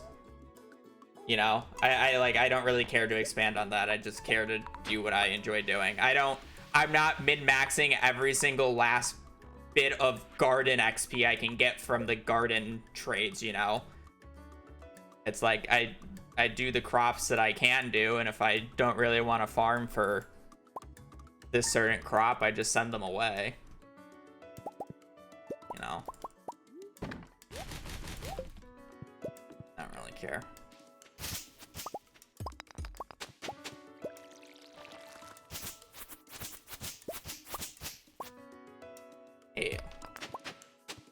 Again, Skyblock or Hypixel Skyblock is like a different type of grind, though. It's like an unnecessary like length time grind, in my opinion. Like, they can literally double the rates of everything, and I think it would be a much better game. Like, unironically, the game would be probably 10 times better and 10 times more inviting if they just doubled the rates of everything, or almost everything.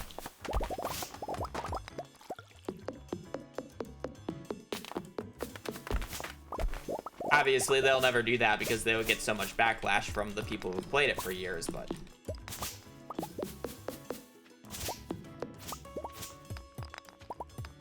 And you can actually see that in real time, because currently there is a event going on where basically it made everything more common, and it made it really beginner friendly to get into the game for the past like month or so. And guess who's complaining about the event?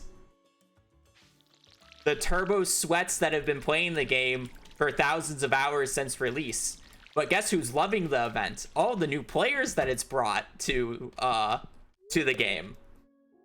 It's really funny to see in real time, because it's making the people who grinded these thousands of hours items much less valuable because more people can get them now. Which is really funny to see the discourse.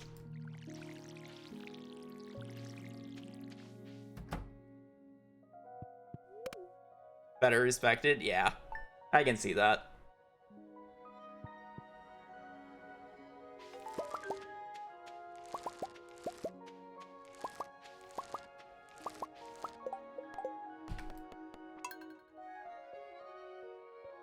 Yeah, probably. I'll see how long I last.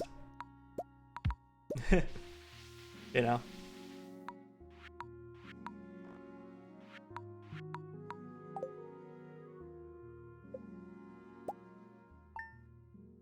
I'll basically just go until I get bored, realistically, or until I can't really do anything, because I plan to never touch dungeons and I plan to never touch catacombs, or whatever those are. So basically, however far that can take me before I literally can't do any of those. Like, I'm level 30 in every skill, but for dungeons and catacombs, I have not touched. And they will probably remain at 0. For the entirety of my playthrough, because I just have no interest.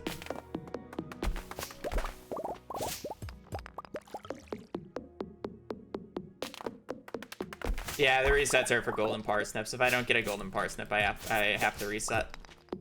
And then even if I get a golden parsnip, I need to hit a 1 in 3 chance of getting a garden bundle from the bundles, and I have missed 5 of those today. So it's been a yap stream and not really a gameplay stream, which is fine because I basically took a 3-day break, so I had a bunch of random shit to talk about.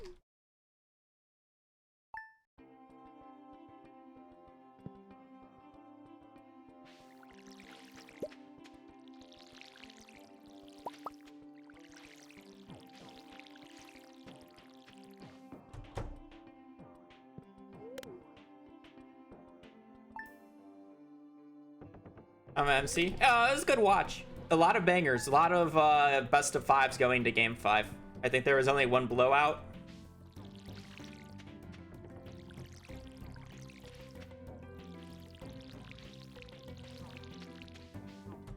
So hopefully that continues into next weekend. I probably won't take both days off next weekend. I'll probably just take Sunday off to watch the finals.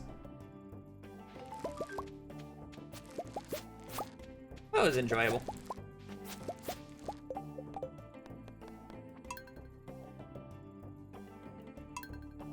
What's your level on 9? Oh, so that's a funny question because I don't have one now. I deleted it. But basically it was whatever I got to prior to the dungeon update, because that's when I quit. I quit like right before the dungeon update when the game first came out, because I like played it when it came out and when it was popular, because that was the time I was still playing Minecraft semi-regularly. And then when I came back, I started like looking at the new stuff on the profile. It's like, oh, I checked out the new mining area, whatever. I got that unlocked. And then I saw, oh, you can make an Iron Man profile. Oh, that sounds more fun. So I switched and then just made a new account. I want to say I'm probably farther into the game of my Iron Man than I was before. The only exceptions are probably some specific collections.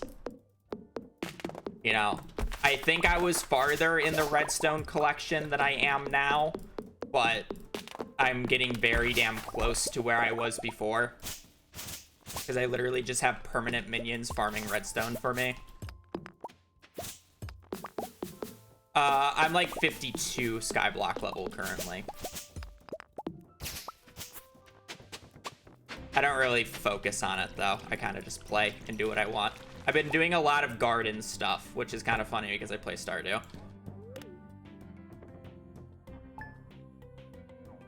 I think the greenhouse is kind of interesting. I don't really know what to do with the crops that you get from it, but the greenhouse is interesting.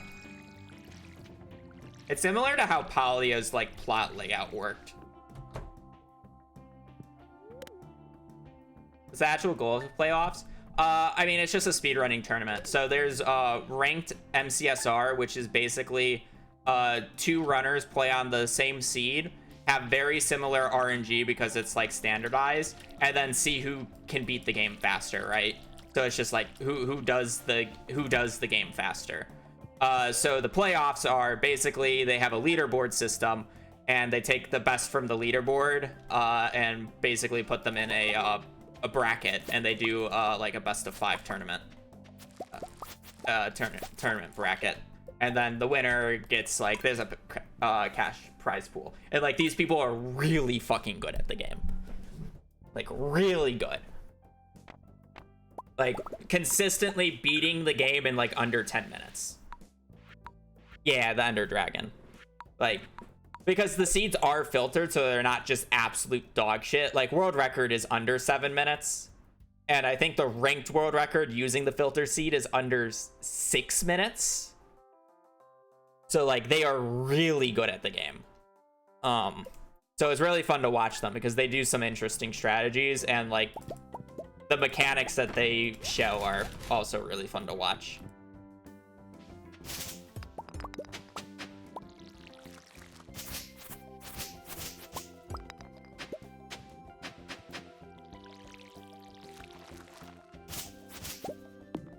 I think the current player who's still in the event that I want to watch do well is Skycrab, but I feel like that's just everybody because of, you know, his heartbreak. He should be the current world record holder, but he's not. Small Ant has been fun watching his progress. It does kind of feel bad. Like I'm still playing Minecraft because I'm playing Hypixel Skyblock, but it's like I'm using that as subsistence because I'll probably quit Hypixel Skyblock as soon as I get back into speedrunning Minecraft. But I can't get back into speedrunning Minecraft until after mid-offs because I want to participate in it. So I'm like holding off, but at the same time, I like still want to, like, you know, still want to be playing, but I can't be playing. Yada yada yada.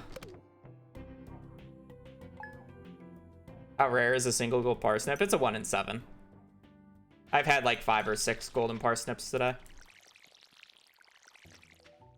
I've been getting more unlucky with community center bundles than golden parsnips. I probably have gotten on average more golden parsnips than I should have seen throughout today. I'm kind of like, I'm not high rolling golden parsnips, but I'm not low rolling whatsoever. I've got an above average golden parsnips in terms of the amount of runs that I've done. What's interesting is Steeds in the tournament. Yeah, Steeds beat EDCR, right? Like that was the upset.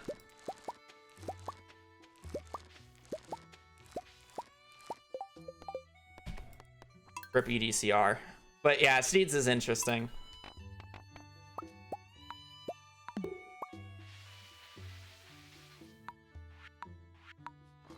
Steed, Skycrab are both interesting being in semis, and then the remaining,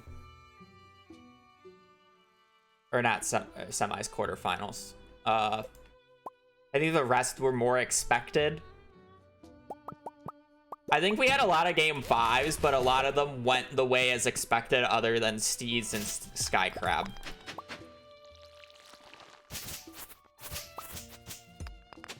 If I'm not mistaken.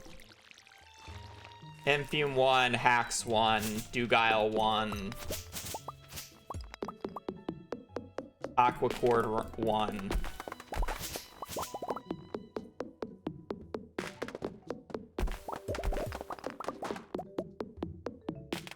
I forget the other names.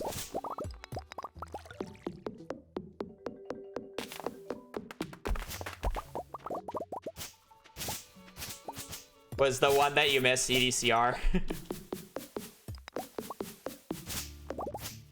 I would assume the one upset, or one major upset, if you want to call it major.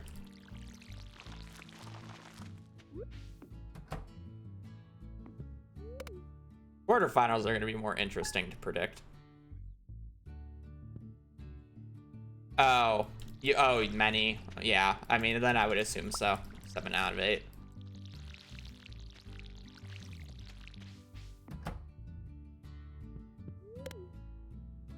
What we're low rolling is garden bundle? Yeah.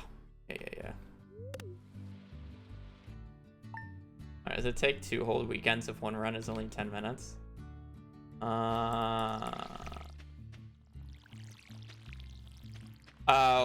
Because they play.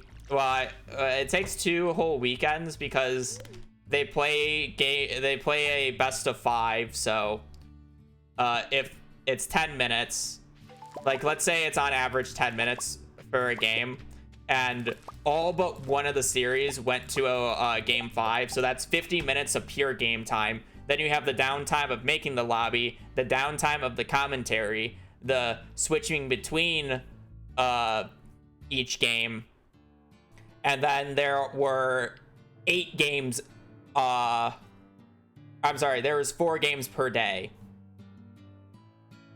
So to get through 4 of the games, 4 times 50 at a minimum of plate, or like a minimum on average, it would be closer to 40. So it'd be 4 times 40 is, you know, 160 minutes of pure game time. Now, best of 5s. And then you still have player intros. They had media segments. It was a full production. But yeah.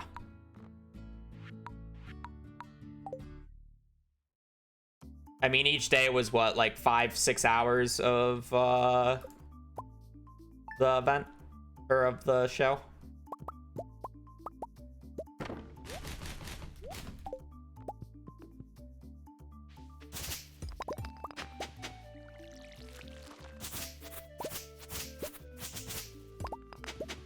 think silver was favored, but I feel like the silver versus Skycrab matchup was actually the closest on paper.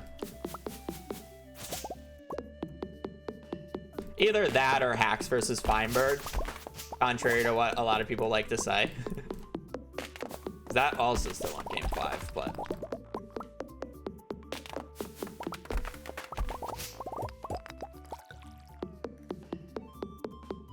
yeah, he lost the Hacks in going to game 5.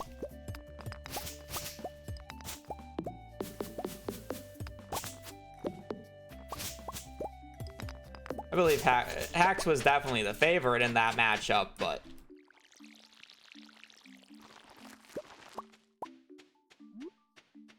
that might be a lie in terms of silver versus Skycrab. No.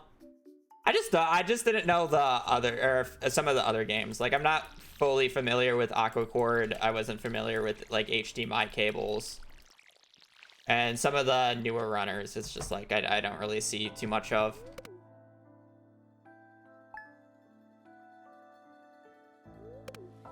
But I think on paper, Skycrab and silver was the closest, at least from the people that I know. Skycrab's stats are also really funny to look at because he basically hardly ever plays ranked. He only played it as like a channel point redemption, so he had like 70 games and silver had like over 1,000. With how the parsnips are specifically set up, it's impossible for me to get two silver or 2 gold quality parsnips.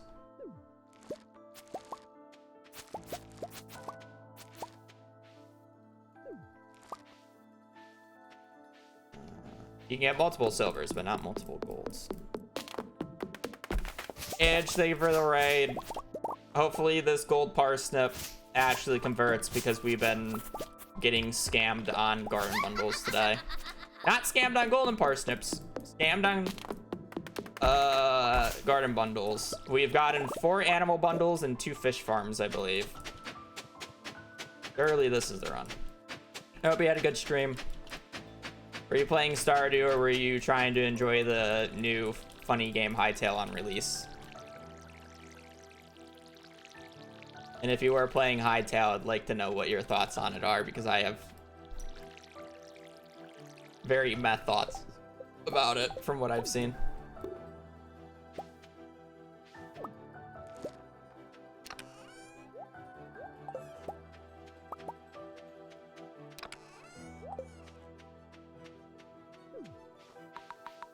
Coal. I think I had coal in that inventory. Yes, welcome in. Hope you had a good stream. Hope you had a good weekend.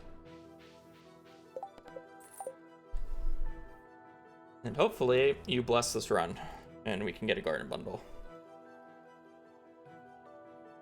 Yeah.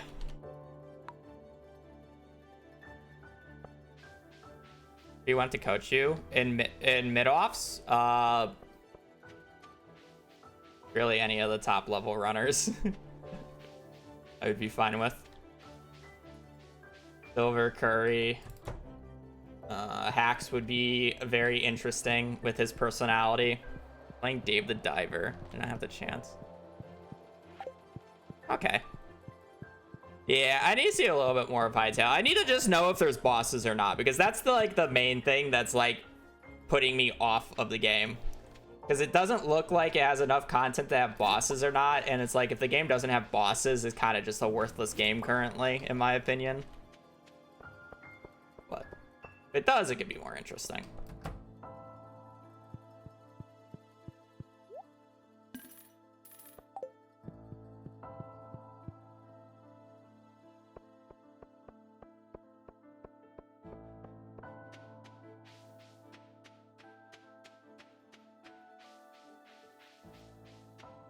We beat 2 bosses in Dave the Diver today. Congrats.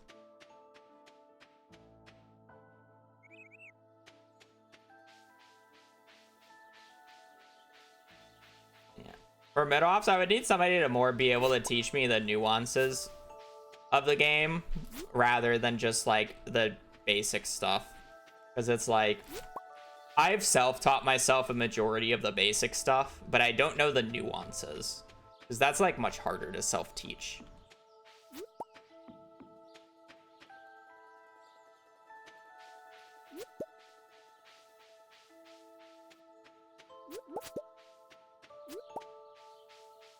TFT? No, Minecraft speedruns. I have been playing TFT though. Yeah, micro decisions, stuff like that. I have been playing TFT in my off time though. I'm so sad, Inch, that the one set that I don't participate in, Boxbox's boot camp, Dino is an actual playable unit. I know. It's so sad. The one set. We love Dino.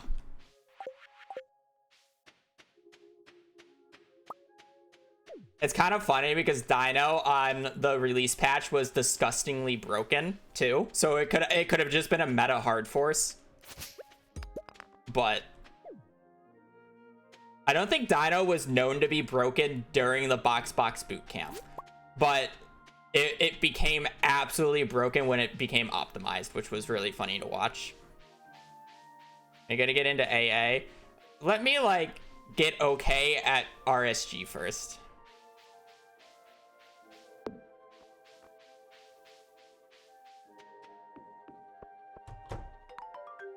AA is something that would literally take me a week to do currently.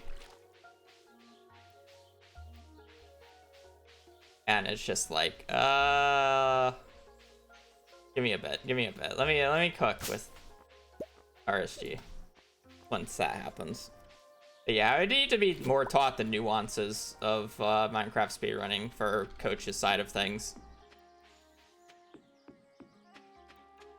rather than actual like gameplay, because it's like I know like I would need a refresher, but like if you gave me 15 minutes, or I'm sorry, if you gave me more like an hour to 2 hours on the Bastion practice map, I could do all the routes. Like I can do that level of stuff, or like at least the basic routes. I wouldn't be able to do like Sug or whatever it's called. They have some really stupid Bastion route names, I'm not gonna lie. I can do triple the gap. I can do DK. I can I mean, I can do manhunt on housing.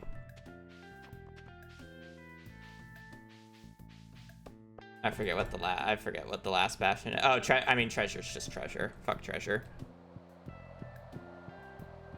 You don't want to do crack smoker? Yeah, I'm good.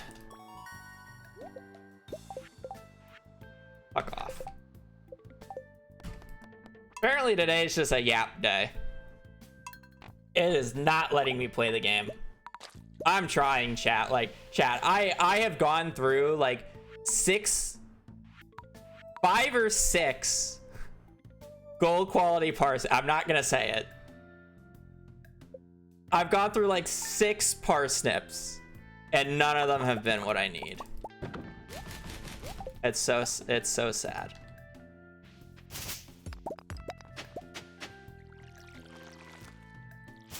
I think the actual number I've been through is 7 right now, but I didn't want to say the numbers, so I chose to go down 1, even if it was less accurate.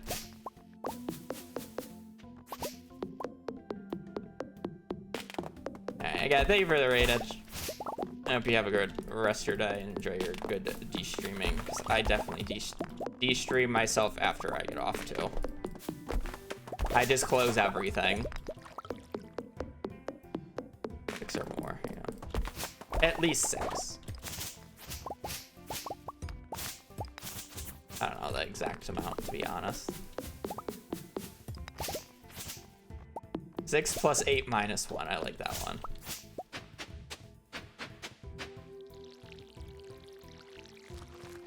That one's good.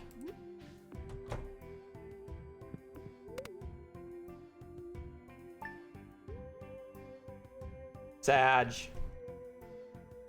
I can't really help you there with that one other than say Sag. Very little experience.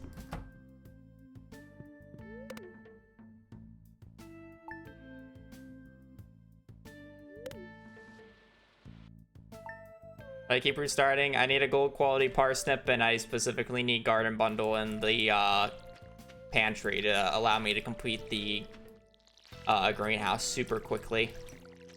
So it's about a 1 in 21 chance of me getting out of the first 10 minutes of the run.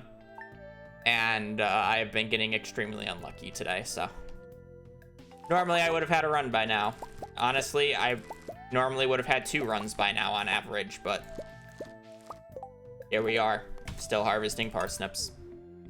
How are Joja runs? Do you find the strategy of them less interesting?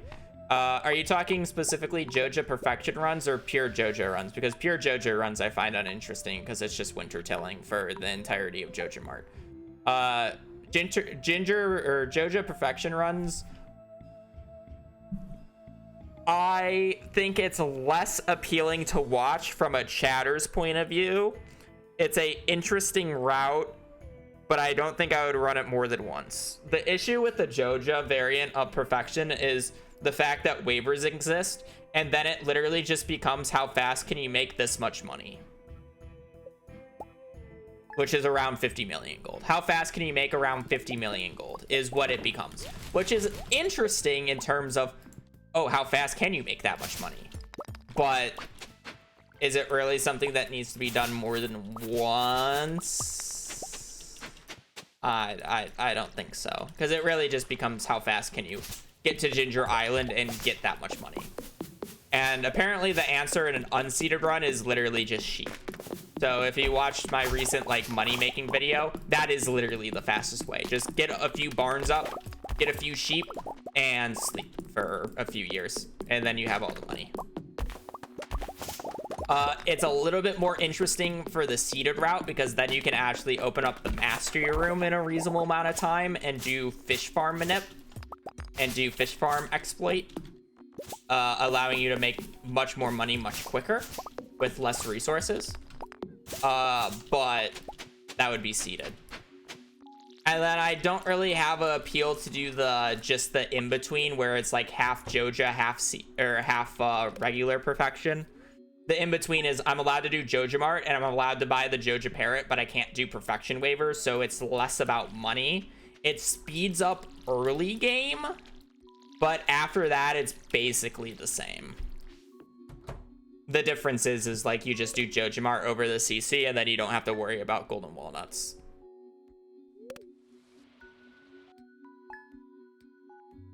So it's kind of just like, you know, if I'm going to do perfection, I'm going to dedicate so much time to this. I'm either going to go the pure route or I will probably eventually do a video on the Joja waivers run because it would just be an interesting video to see the counterpart, you know?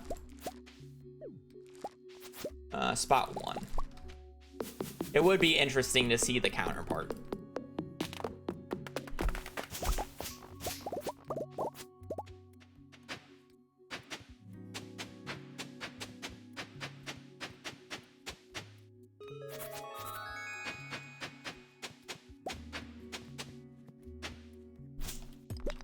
What do you mean finally? I literally just had a golden parsnip like not even like 5 minutes ago. 5-10 minutes ago. Like I've unironically been high rolling golden parsnips this stream. It's a 1 in 7 chance for a golden parsnip, and I guarantee you for the like 8 golden parsnips I've got in this run, I have much less than 56 files made.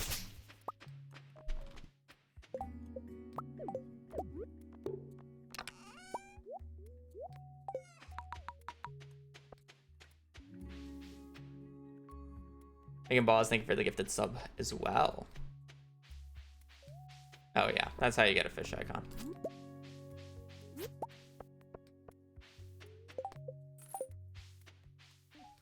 Maybe a sub that. I really should get water after this run, because I've been talking so much and I don't actually. I probably do have water. I do have water. It's not cold though, but I do have water.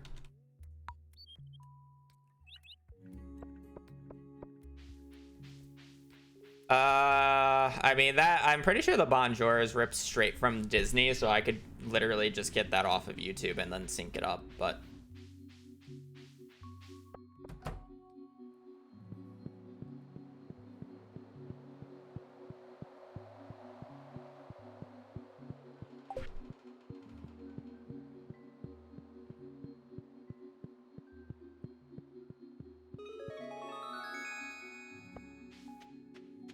okay.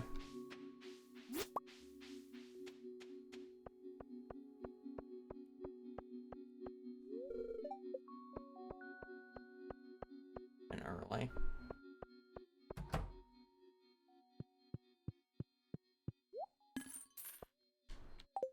Can I not press E to get out of that menu? And it's greatly appreciated. I do appreciate the gift subs. Finished the community center 1 year on the 15th of winter because of your video, and elected Drylin as well in the desert. Congrats.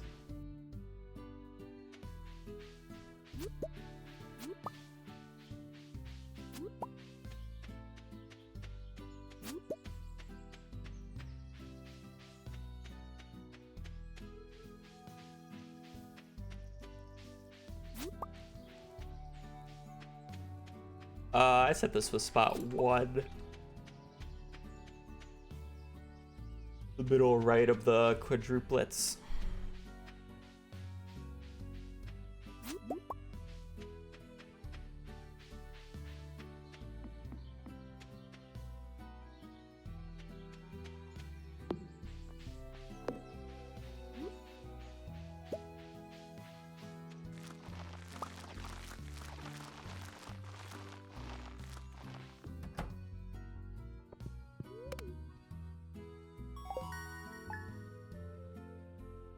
If this run somehow also doesn't get Garden Bundle, by the way, I'm probably only going to do one more gold quality parsnip, because 2 hours into stream, if I get a run going at that point, you know, if I get a run going, it's literally a 7-8 hour stream at that point, which is a little good. Well, a little much for me. I don't really like streaming that long. Like, I don't mind if I do 6-ish hours, but I don't really like doing much past that. My social battery is dead by then. My brain power is gone. It's just not good for me to stream with like that. As you can see, even 2 hours in, I forgot to fucking even read the goddamn mail. Why'd I water and not read the fucking mail? That's crazy. That's criminal.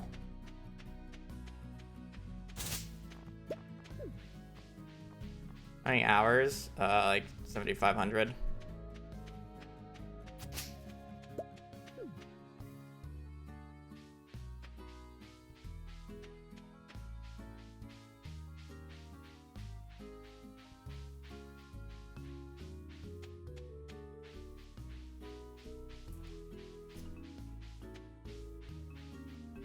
Why do we choose those numbers, you know?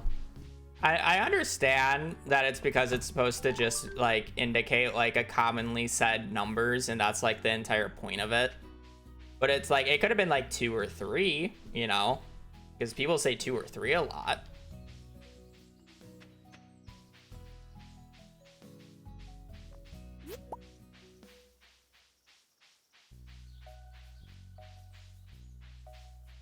Wonder why the generation.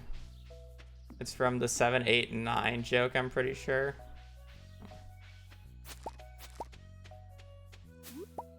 But why is it 4 then?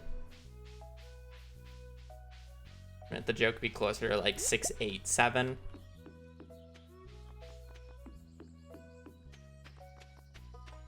Actually, a rap lyric? Oh.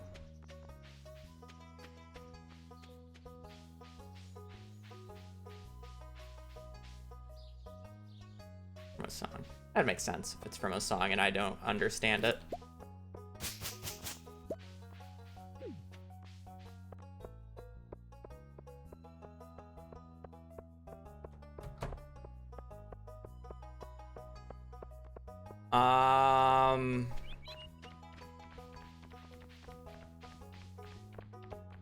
I did a run in the past where theoretically I would have completed the community center on summer 2nd, year 1, but the run actually never finished because I fuck off. Because the seed that I was given didn't account for the fact that you needed a grape, and I didn't get a grape, so I was missing 1 item by that day. That said, I'm pretty sure Blade is doing it even earlier right now, and that's what he's doing on stream for Stardew content, is he's trying to complete it by like the 3rd week of spring.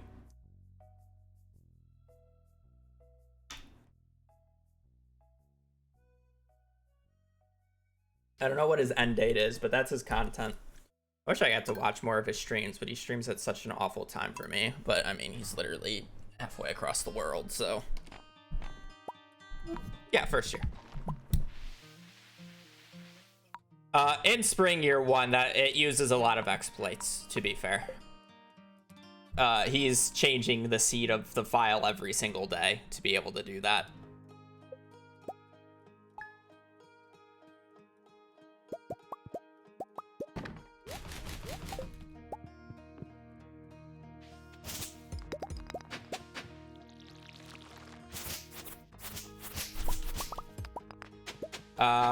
Me making the file is a script.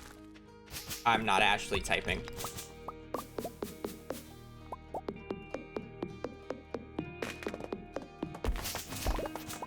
Well, Blade's not cheating technically.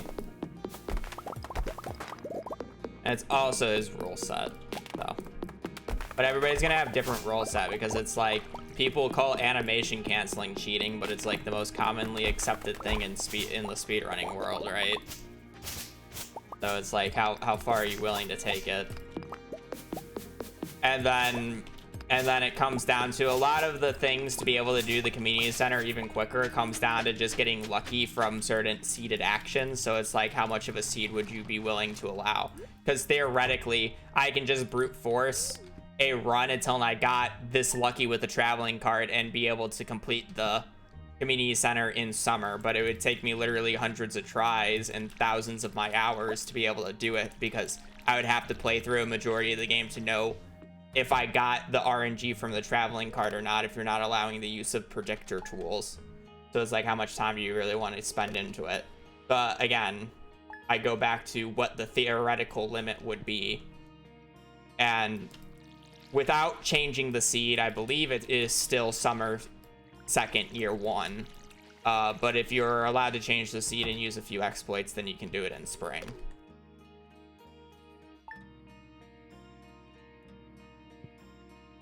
You know. It's the same way of I completed the entirety. I got level 10 in every skill by the 16th of spring year 1 and completed the master room by the 20th of spring year 1, right? But there's no way in how I would ever be able to do that without animation canceling and without a seed, right? It would be a few days later.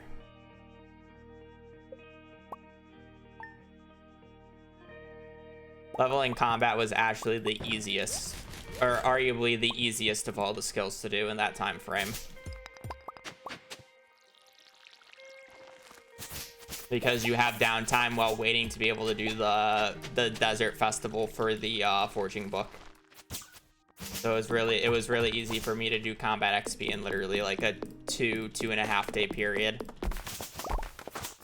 Okay, actually technically mining is the easiest, but I'm not gonna count that.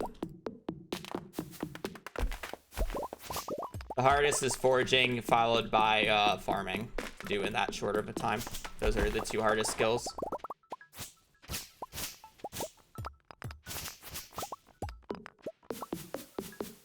For context, to get forging level 10 in that amount of time, you have to be able to get to the desert festival for the 15th, and then get 3,000 calico eggs on the 15th and 3,000 calico eggs on the 16th. And that is how you get forging level 10, because you need 60 books to get level 10 in forging, because you can't do it in the regular means because it requires you chopping down over 900 trees. And if you are going like, oh, let's do the secret woods route, if you chop down every renewable stump from the left side of the forest farm in the secret woods, it would take you 41 days to get level 10 just from chopping down hardwood stumps. So it's not practical to do that in 16 days. So you're basically required to do the egg festival and get as many egg festival eggs as you can, and you need 60 books to get level 10 in all skills. Technically it's a little less. I think I needed around like 56 books. But it's still almost 6,000 calico eggs in a 2-day time frame. And, you know, people just struggle with Skull Caverns to begin with. So adding 6,000 calico eggs on your, I think it was my second and third visit to Skull Caverns, because I did one pre-Skull Cavern day, is a lot to ask for. Theoretically, you should be able to get 6,000 calico eggs in a single day, making day 15 possible. I just don't think it's humanly possible, and that will be TAS only. That said, the TAS would do it in even less days, because you can theoretically just brute force books from enemies. And then you don't actually have to wait. And then you could also make the money you need and seed books from the traveling cart and buy the forging book on the 14th at a earlier date and time. Would theoretically be the cap. I just don't know if it's humanly viable without some major exploits, and that would be more in Blade's territory. So I'll let Blade finish off that saga. Yeah, I have to do 4 hours in one sitting. The rules for perfection are extremely lax because realistically it's not a competitive category. Not many people are able to put 24 hours of their life into this run. Yes, I'm aware that I can do it in 16 hours, but there's literally like 1 or 2 other people on the leaderboards who's ever even done perfection in under an hour. So, or I'm sorry, in under a day. So perfection realistically is closer to a 24-hour to a 30-hour time sink for a majority of players. So the rulings are much more relaxed than standard Stardew speedruns, because it is more about allowing people to run the category than it is about, oh, I gotta make sure you're not cheating, you know?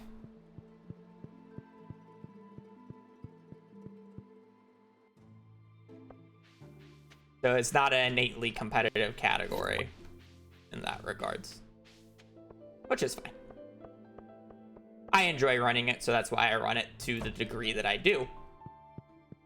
But, never gonna be like a community center level. Books don't help that much without tons of them, though. Yeah, I do a very degenerate route with book resetting. Theoretically, if you just ignored books and did a more 1.5 style route, where you get fish and combat manually, it would probably be about 3, maybe 4 hours slower. No, not even. It would probably be like 2 to 3 hours longer. If I said shorter, I meant longer. It would be about 2 to 3 hours longer, but it's not that bad. It's really hard to see how much time combat actually saves, because you would get level 10 combat while doing monster eradication goals, but how much faster would it be when you have acrobat to start off with, and the fact that you don't have to worry about crafting monster musks right away are like the big 2 things about combat. You save about 45 minutes to an hour off of fishing for having the books, and then you can potentially high roll forging, which saves probably around 15 to 20 minutes itself. So it's kind of, it's hard to fully estimate. I would probably say around 2 to 3 hours, but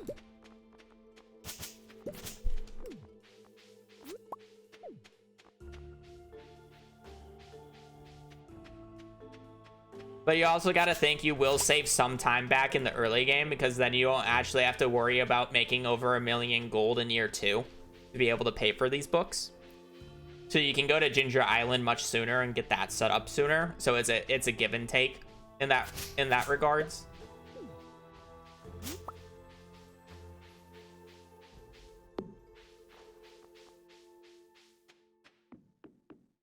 Because even if you go to Ginger Island sooner, you would still be stuck at the fact that you definitely wouldn't have the 500 ancient seeds needed for the Ginger Island setup right away, which I would have going into year 3. So it's not as clearly as a time save as you may think, but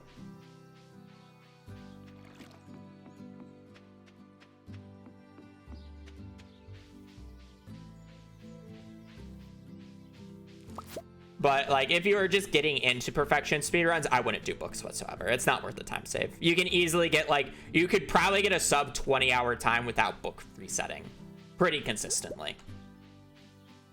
You would have to reset for Garden Bundle, but that's just a 1 in 3. Who gives a fuck? You wouldn't have to actually reset for this 1 in 21 bullshit that I'm doing. You just have to reset for a 1 in 3.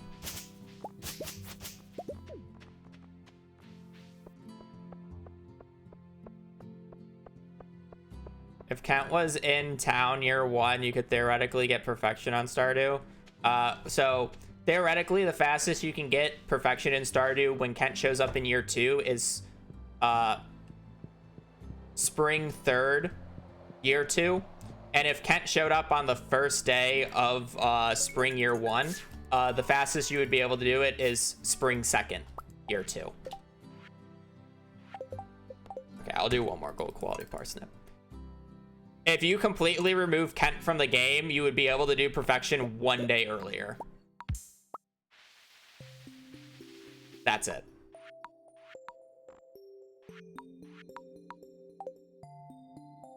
$115 versus 112 days. I'm sorry, 115 days versus 114 days. What changes on that day? Okay, so the limiter factor with Kent is you can get Kent to 10 hearts on the very first day he shows up if you brute force 10-star drop teas. So the hearts aren't the issue with Kent. The issue is you can only get 1 cooking recipe from an NPC per day. So if you get 10 hearts with Kent per day, it takes 2 days for him to give you both cooking recipes. So you would finish up on spring 3rd of year 2. If you were to remove Kent in those cooking recipes, the limitation is the special orders board. There are 9 crafting recipes that you need from the special orders board, and you get it on the first week of fall. So that means it will take 9 weeks after the first week of fall to be able to get all the crafting recipes. So that crafting recipe only takes 1 day to show up. So instead of having to wait for 2 recipes to show up, you only have to wait for 1, making it 1 day sooner. And that is the difference. Because you don't get the crafting recipe on the same day. You have to wait a day and craft it, and then you're done.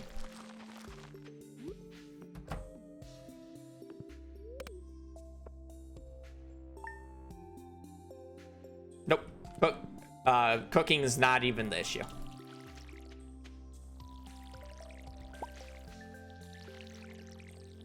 Cooking's not an issue because there's the Stardew Valley cookbook that teaches you all the uncooked recipes or non-NPC given recipes automatically, so you don't actually have to wait until the end of year 2.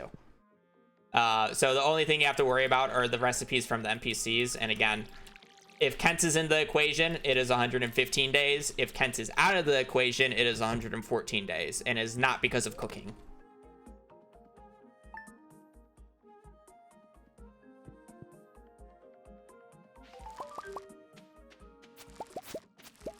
Again, I'm only going to be doing one more gold quality crop here.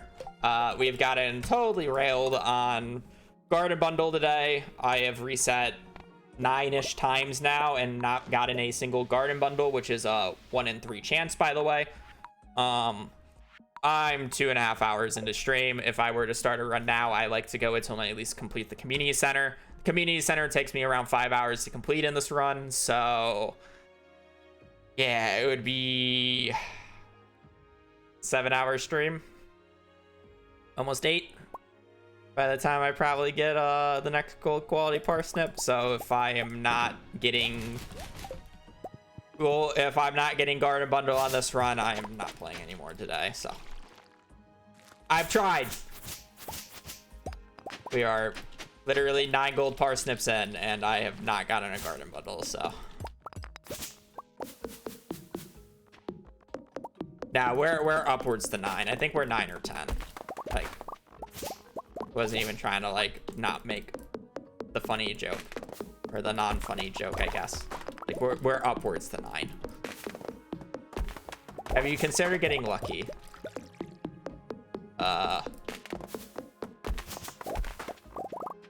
What is luck? Everything's a skill issue here.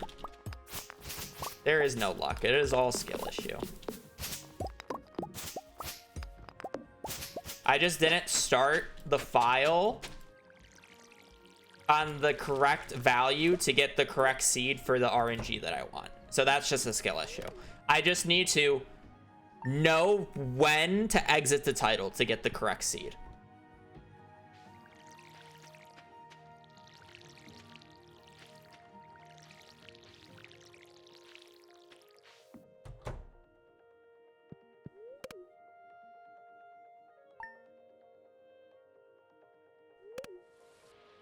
The fastest you got into Ginger Island? That would be back in the min-max days, and I want to say like the 15th or 16th of spring year 1.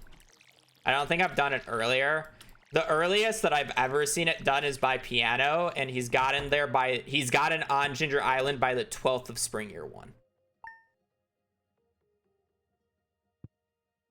I don't know if that's technically the theoretical cap, because he was doing it in a money min-max run, so there would have been sacrifices to be able to do it even faster. That probably wasn't worth it. So you might be able to do it a day faster, but I don't know.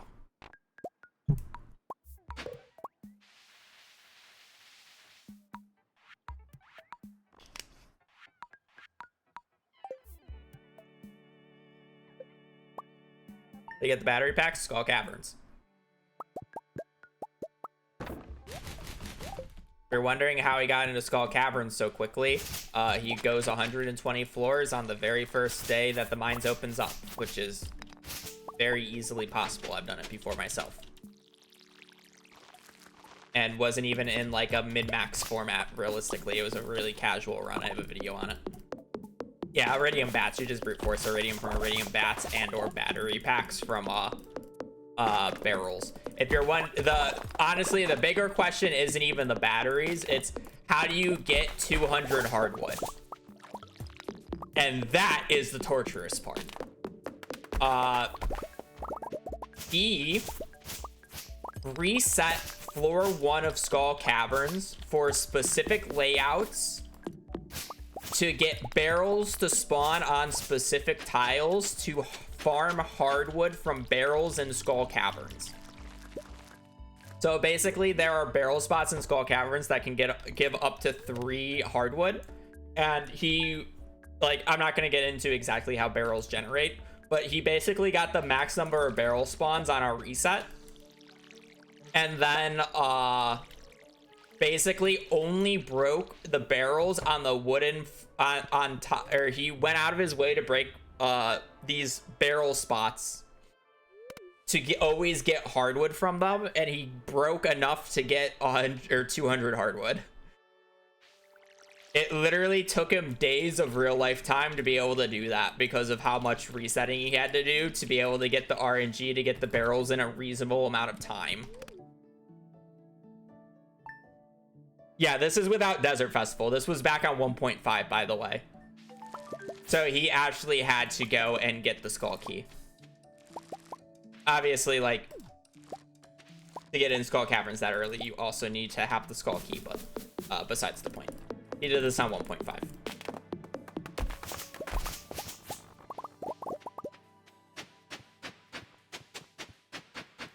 I'm sure he had some little subsidies, and he since it's the 12th, I'm sure he upgraded his axe because he was going to need to remove stumps from Ginger Island. So I'm sure he got a few pieces of hardwood, but he was on a standard farm, so he couldn't really get that much. because he needed more crop space.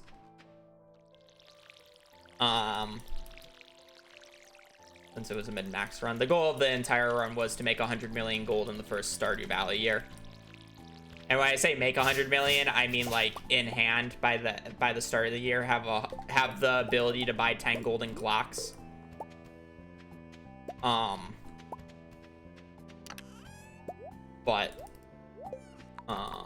So his focus wasn't necessarily to get to Ginger Island as early as possible, but his goal was to get to Ginger Island before the Egg Festival, so he could actually get on Ginger Island and stay there, because it would have been really awkward if he unlocked Ginger Island on the 13th and wouldn't have been able to go because of the festival. So he had to make sure he had Ginger Island unlocked and ready to go on the 12th, so he didn't get locked out. Alright. I got 2 gold quality dandelions. It's kind of crazy. Yeah. Again, I don't know if it's theoretically to go a day earlier, because again, his run was focused on the money challenge, and you would have to sacrifice stuff to be able to get to Ginger Island even earlier.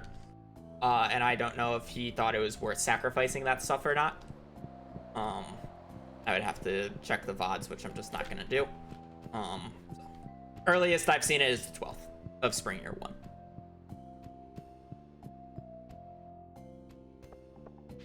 All I'm gonna say. Earliest I've done it is like the 15th or 16th, which is like really reasonable, because at that point you don't even need to reset barrels for hardwood in the mines, and you can just get it off of hardwood stumps, basically. So.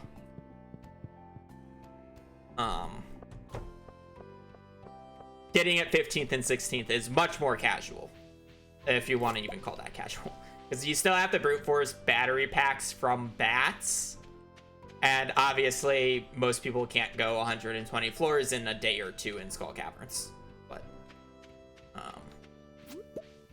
casual to me. I mean, you're great for 99.9% of the player base. I'm literally just talking about the 0.0001% of the player base who can do these types of things in a ridiculous way.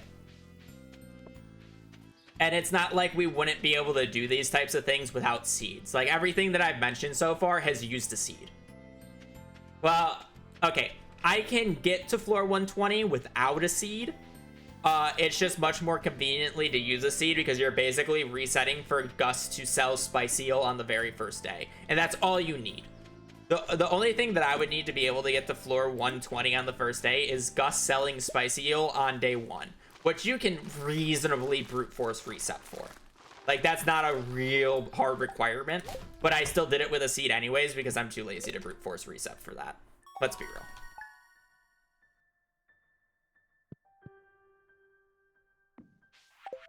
And it's not really a tall ask.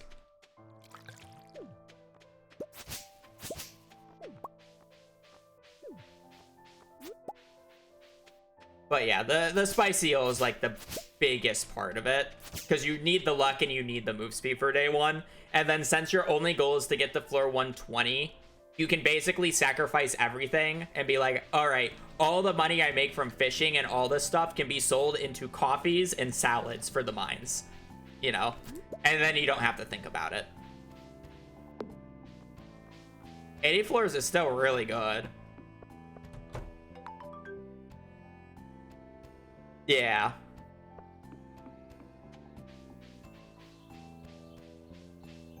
So it's particular setups. So you just gotta understand the fundamentals.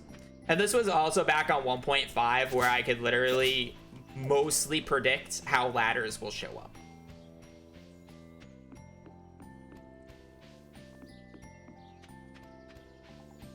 Depends on the run. Seeded runs, yes. Unseeded runs, no. Like, I'm not doing a seeded run, so I'm not allowed to use a seed, right? A lot of challenge runs don't have official rules, because it's really just to the person's discretion of what they consider a rule and what they find more fun. Like, here's the example that I'm going to start using. There's a recently new challenge runner that's showing up, Shark, like 4374. I forget the numbers. He's doing a lot of challenge run videos that are really interesting. He just doesn't use any animation canceling whatsoever because he plays on controller. And that's just what he does. But it's not like everybody views animation canceling as like a bad thing or like a glitch. He just plays on controller, he finds the game more fun that way, and that's how he does things. And that's a perfectly valid way of doing challenge runs. But it's like, I wouldn't do a speedrun or a challenge run of this game without animation canceling because I find it much more boring. Of course, we get a garden bundle on the last one. Green bean. Bean.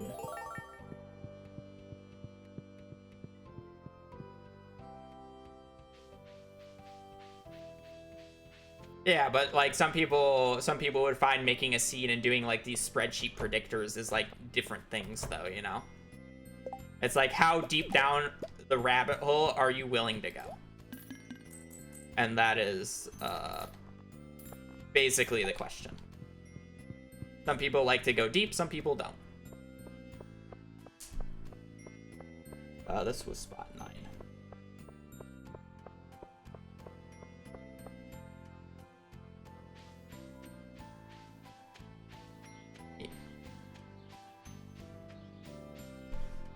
And it's to each their own on this subject. Again, I really like Shark's videos. I won't ever do a challenge in his format where I won't ever do a challenge without animation canceling, but I can enjoy his videos on it. Because it is a different way of playing, and it is a very interesting way for him to, or for me to watch and see him figure out hurdles that he has to get through while not being able to do things as quickly as somebody like me with animation canceling, you know?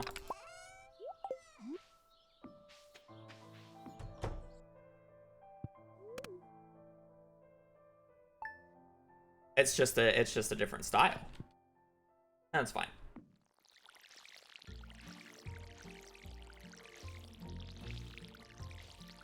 I am going to be extremely picky about the mines here today, though, by the way. I'm kind of upset that I actually even got a garden bundle there because I'm, like, actually... I would say I am mentally out of it right now because I've already, like, stopped caring for today's runs, and it's just more talking. And then, of course, I get the garden bundle on the last run that I'm going to do, so I'm, like, forced to play it. But I know I don't really want to play it because I know I don't really want to stream that late. And obviously, like, if it works out, I'm streaming pretty late, so I will be pretty rough. Thankfully, it's a year 1 spot, so I'll know if the run's dead literally within the first hour 15 here, but it's more just the situation of today's runs being absolute garbage throughout basically the entirety of the day, and then the very last run where I'm like ready to just like be done, it's like, oh, never mind, we're gonna let you play the game today. So I'm kind of like, I'm over it. I'll play it because it's my job and it's the content that I gotta do, but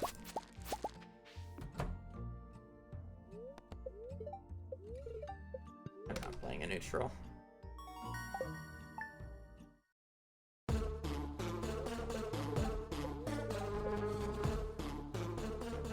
Definitely get a club though.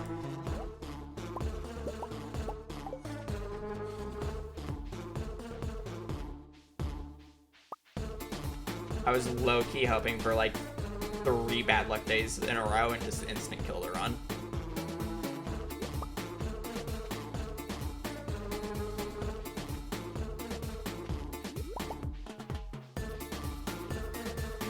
I am praying for the downfall of the run, so therefore the game is going to give me the best run possible.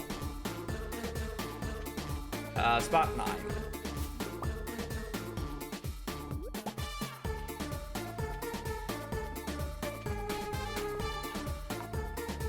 Doom.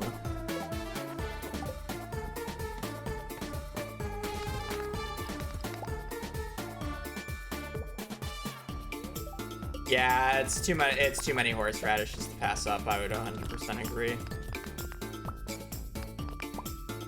You probably grab it day 3 actually, but yeah, it's many horseradishes to pass up.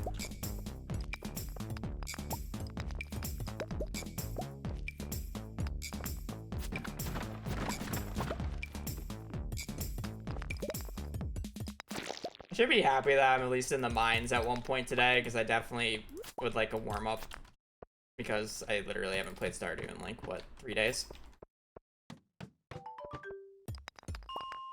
At least getting some practice today super quickly for hopefully a good tomorrow run is nice.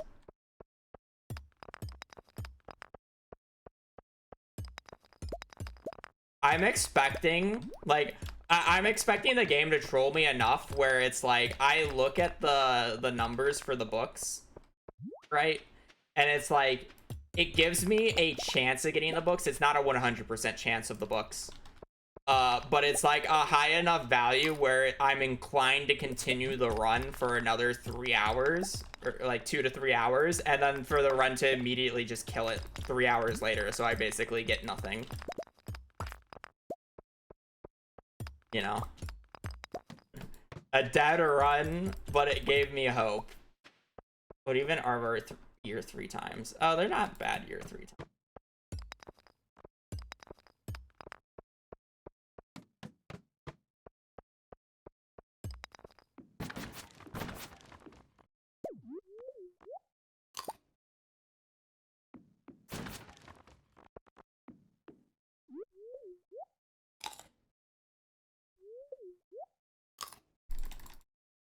We're really looking for a mining book in fall, though.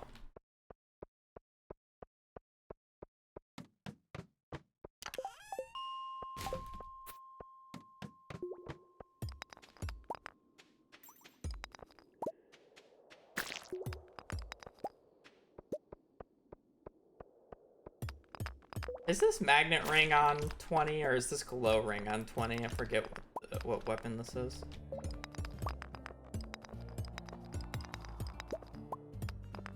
Or what this gives in a few days.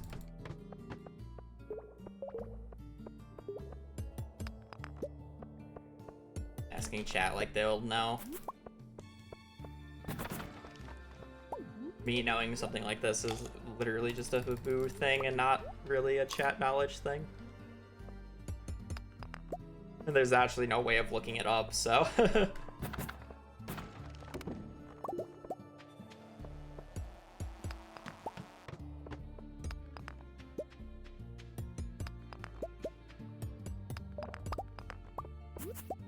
Nah, it's not like a thing that you can like physically look up though.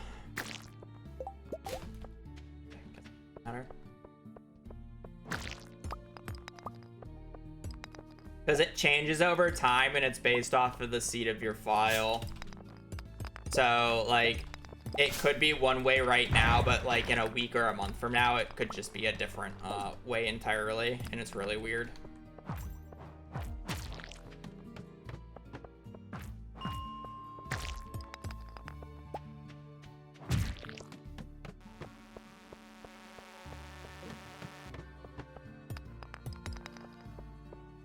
I would really like this to be a magnet ring.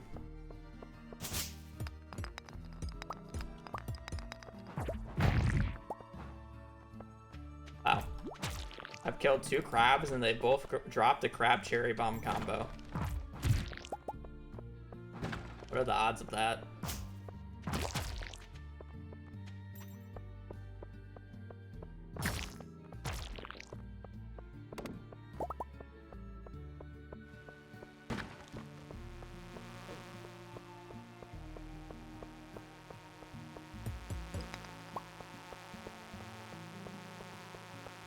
Oh, I did pick up that copper. I thought I didn't pick up the copper up there.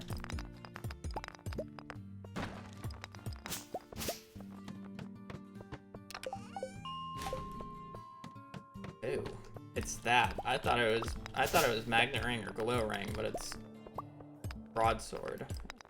Oh, that's not.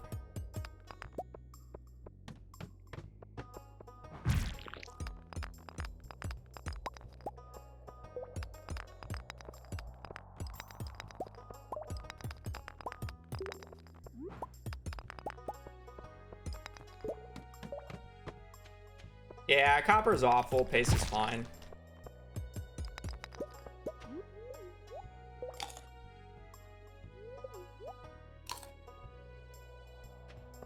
This would be a good CC pace.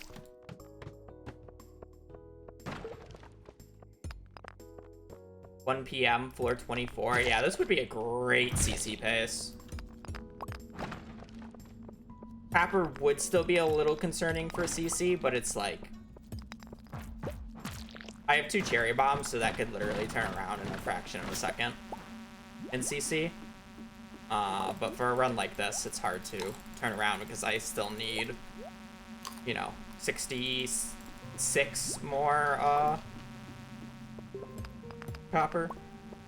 I'm sorry, 166 more copper.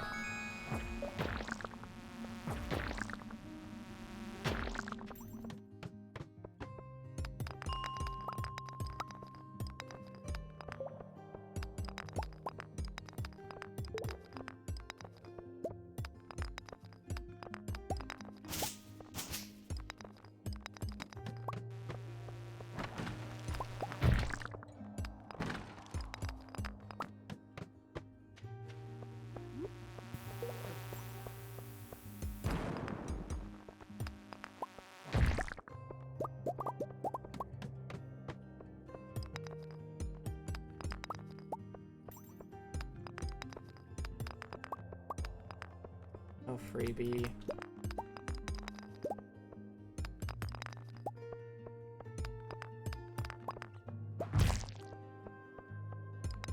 I guess technically it could be a freebie. The odds were lowered.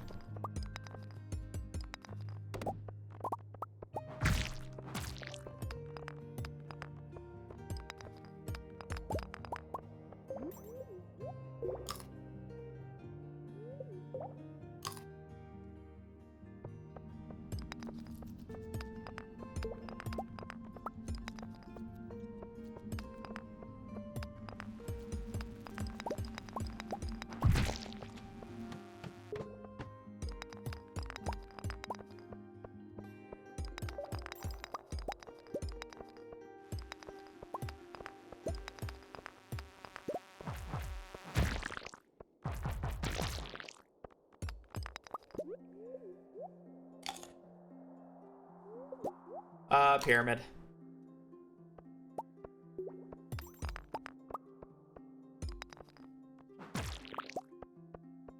I'm always paranoid when I hear people honk outside because of that one incident that happened.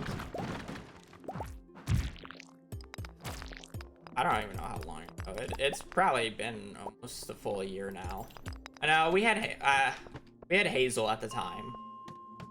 I know we had Hazel because Hazel was freaking out too. But there was a pretty bad crash at the intersection outside, and it's like I was streaming and then I just like heard this loud, like I heard a honk, and then like you just hear like the crash sound, and then like I look out and it's like that car was fucked up, you know. So it's like whenever I hear honking now, I'm like half expecting a crash noise.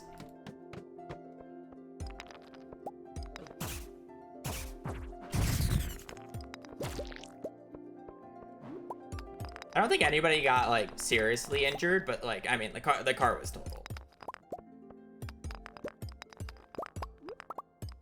It didn't look like it. I don't think there was. Yeah. I don't think there was paramedics.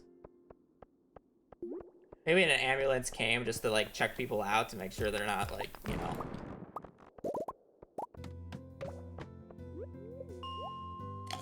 No one was seriously injured. I'm sure they had concussions. That's just how car crashes are. You want to, I mean, I guess you could count a concussion as a serious injury.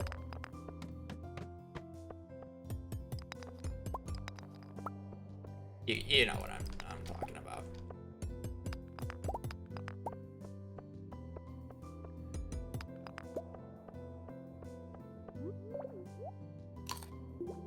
But yeah, and it's just like whenever I hear just the car horn blare outside now, that's the only thing I can like think. I'm just waiting.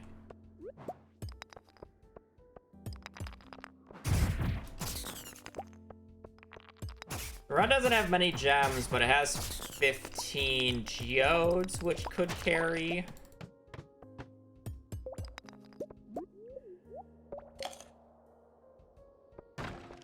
Its pace is good, so I might be able to get away with the semi-shit copper.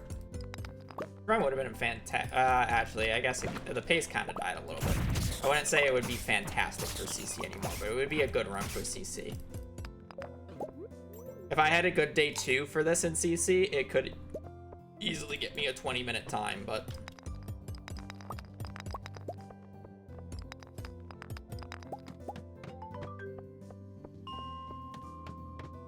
for this.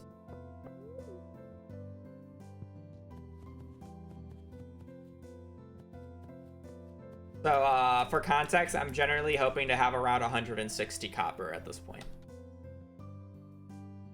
So I need to still gather around 101 more copper.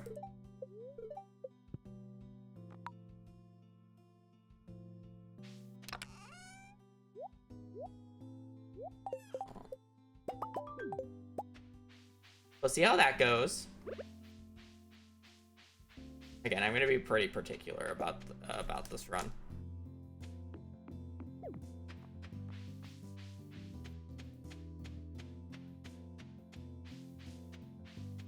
I can't remember if day 11 is the copper day or if it's day 10.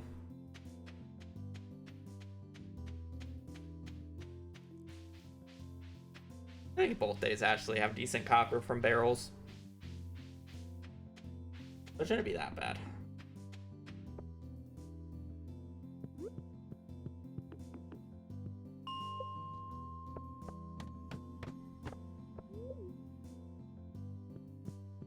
Should see quite a few barrels. It is the best luck day, which is nice. Question will be if they spawn in good spots, though.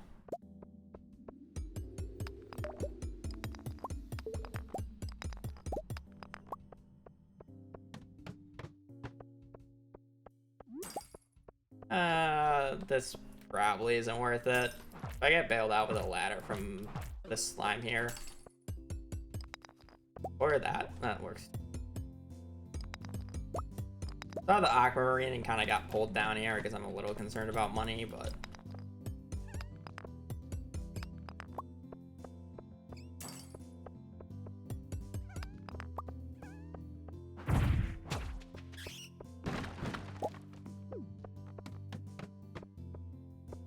I really care about getting to 45 that much. Nice, but it's not something I need to force and waste energy on. I just need to be resetting floors.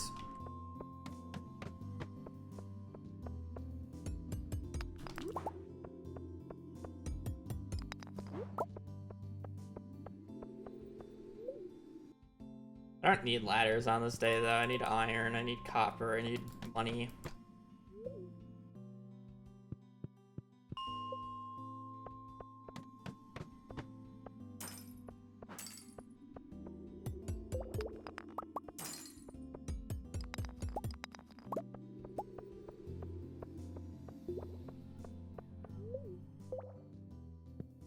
Literally need like 100 more copper. So gross.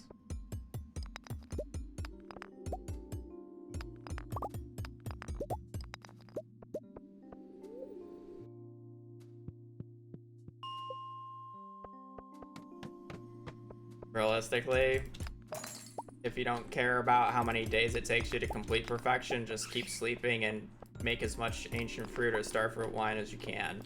If you care about how many days it takes, I hope you're good at skull cavern dives, because realistically, iridium, getting as much iridium ore and radioactive ore as possible and selling it would be your best bet. Just make sure you have the blacksmith profession, which makes iridium or makes bars sell for 50% more.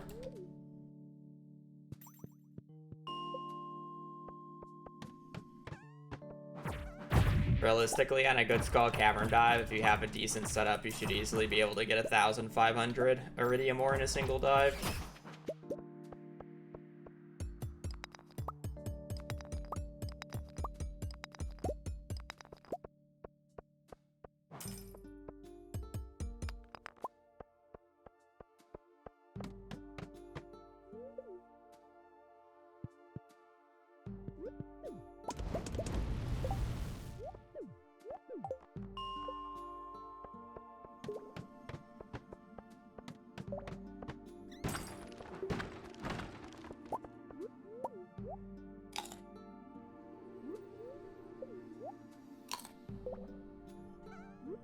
Slingshot with explosive ammo is literally the best mining tool in the game.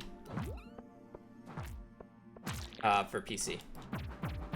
I understand not wanting to use it if you use a controller, because the control scheme on controller sucks for it. And on console, so. As long as you're playing on PC, Slingshot with explosive ammo is the best mining tool in the game.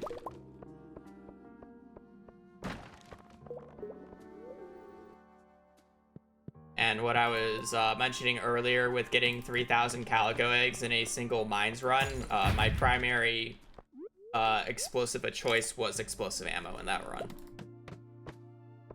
I used, what, like 600 to 800 ammo on a single day? Compared to, like, I don't know, probably less than 50 mega bombs. Only use the mega bombs on, like, the extremely wide floors. Obviously, you should go in with multiple tools. You should still have your pickaxe. You still want to go in with mega bombs and such, but your primary use of finding ladders should be from explosive ammo.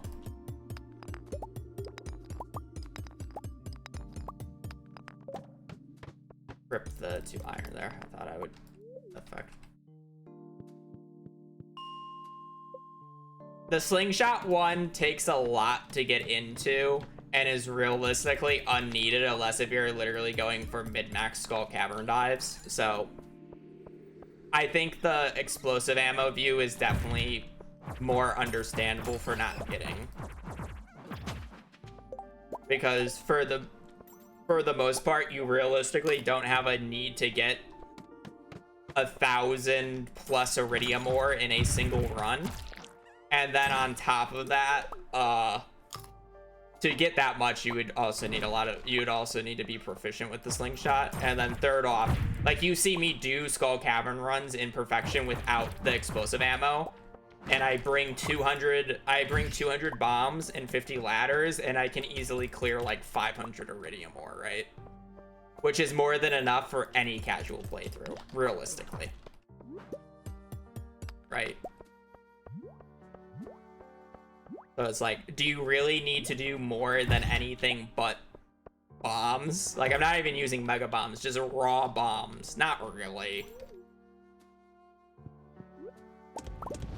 Right.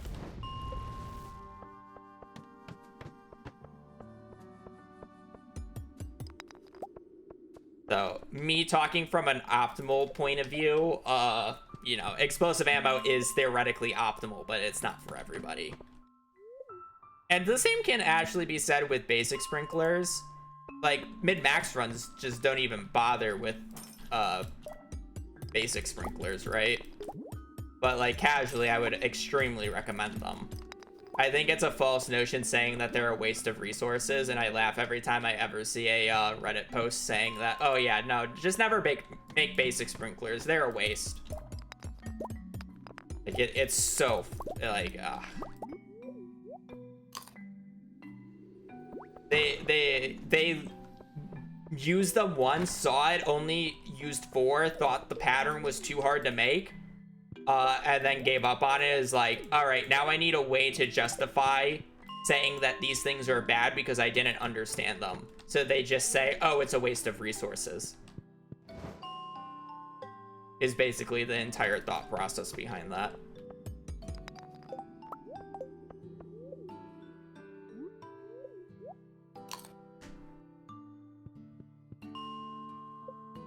I'd also like to mention in my in the skills video, there is a day where I basically spend the entire day farming iron ore because I need it for explosive ammo, and I literally gather 600 iron ore in a single Stardew Valley day just by resetting floor 41. You know, saying, oh, it's a waste of iron is not really an excuse when 600 iron ore is enough to make more basic sprinklers and more quality sprinklers than a casual will ever see in their lifetime. You know, it's like, it's not really a waste of resources.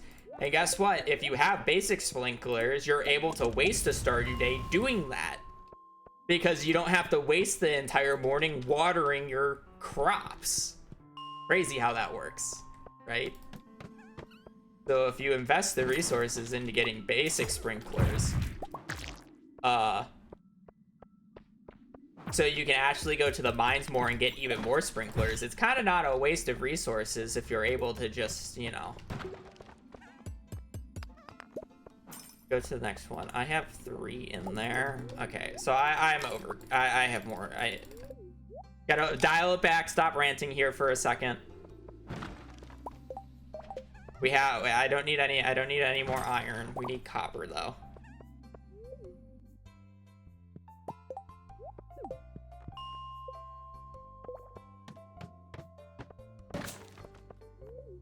I don't know why I skipped that. It's like a very basic strat.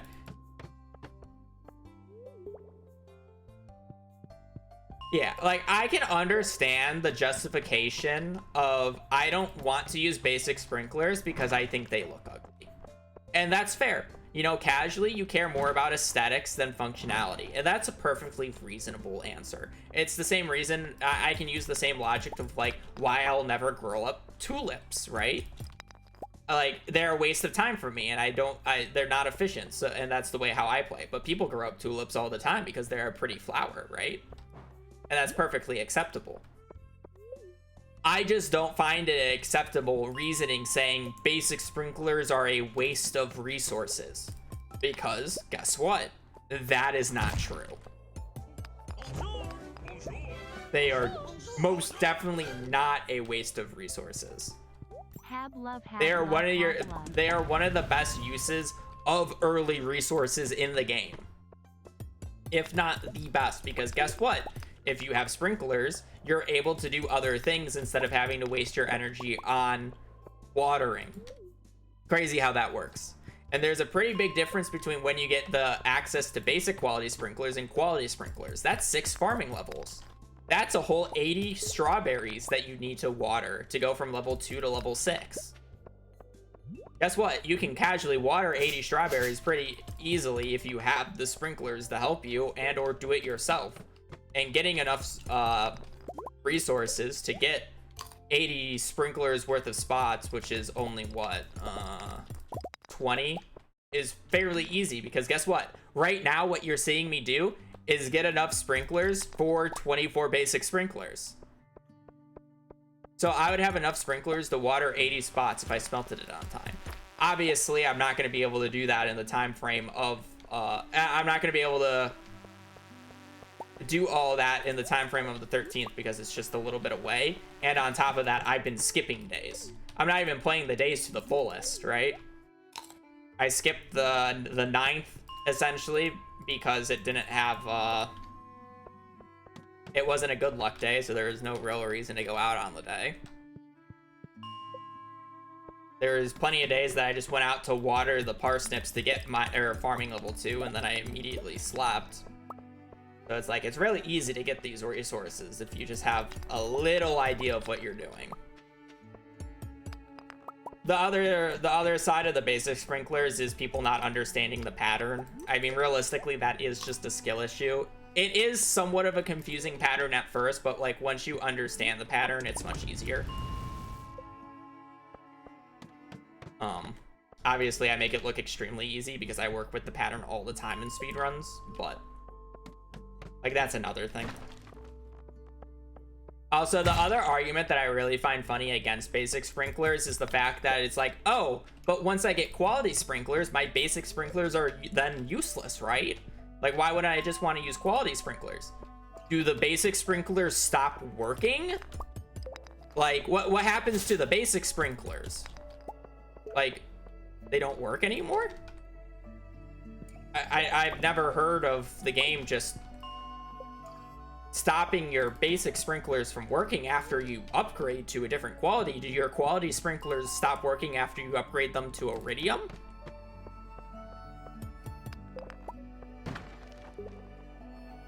Is that how it works? They just stop working after you upgrade it to iridium? Huh. Wow, crazy. They waste space.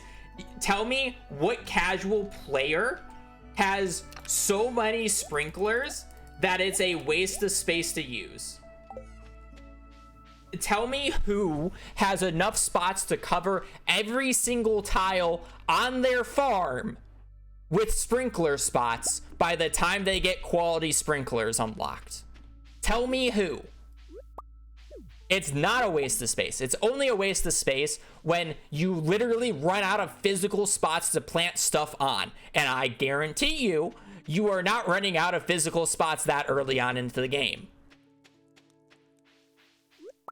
So you can have your basic sprinklers and then a quality sprinkler setup once you start upgrading. And then once you start running out of space on your farm, whether you're saving it for animals, doing it for other things, that's when you can get rid of them. But I guarantee you, you're not getting rid of those things until at least iridium sprinklers.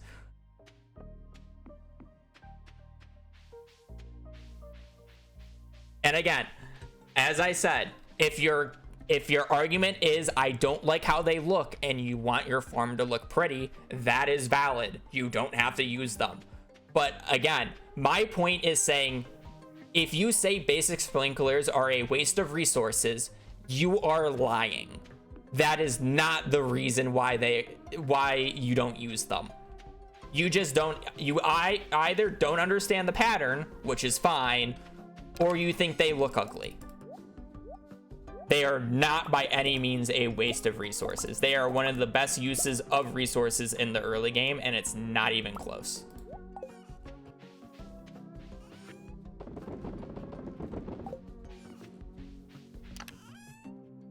They are arguably the best sprinkler type for the point in time you get them in the game. For how cost efficient they are. Notice how I said cost efficient.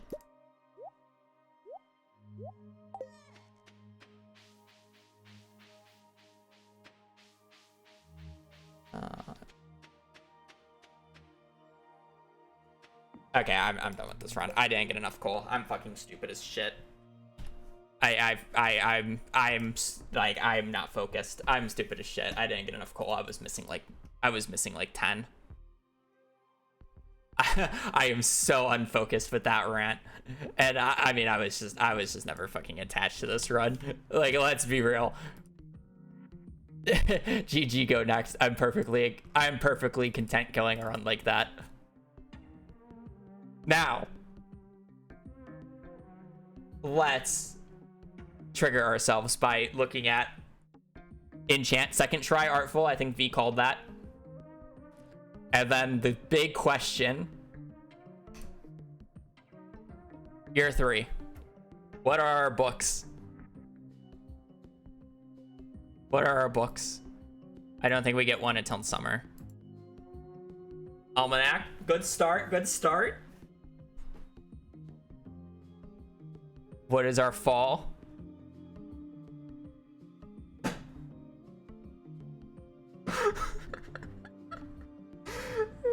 We had the books. I can already tell you right now, this is 100% chance of getting the books. We had artful and we had the books.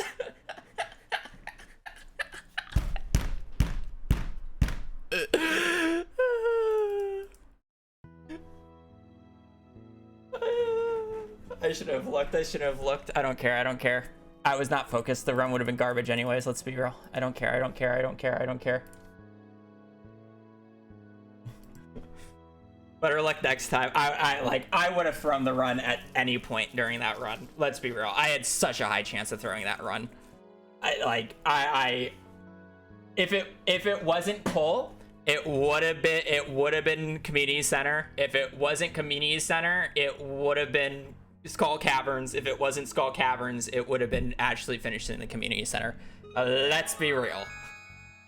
Like, there's no way I was gonna get through this day with the amount that I was yapping and ranting and not caring about the run, and the fact that I was already tilted from the start of this run.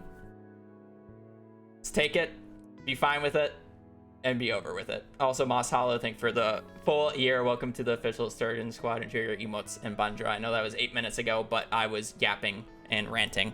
That said, my voice is going to die if I really talk anymore, because I would talk way more than I ever should.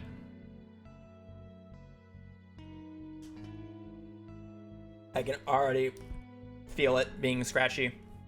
But yeah, other than that, I'm gonna peace. I do appreciate you guys joining. I know I didn't stream for 3 days. I'm happy to have you guys back, and I'm happy to be back.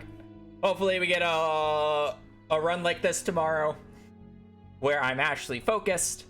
But we'll see. Yeah, other than that, I do appreciate you guys watching. I appreciate the support. I'll be back on tomorrow. Hopefully I want to try starting a little bit earlier. I don't really like how I'm starting at 11 again. I don't like going, I don't know. I like the slightly earlier time slot. I know I've been doing 11 a little bit. I think I want to move back to 10. If I get down to 10, maybe we'll go back to 9. But we'll see. We'll see how early I actually want to wake up, because I've been slow at getting out of bed these last few days. Let me be honest. The bed is a pretty comfortable place to be. I like the bed. Maybe I just gotta open up my blinds so I can't keep sleeping in the morning and just have the sun wake me up. I don't know. I just like bed. Bed is comfort. Yeah.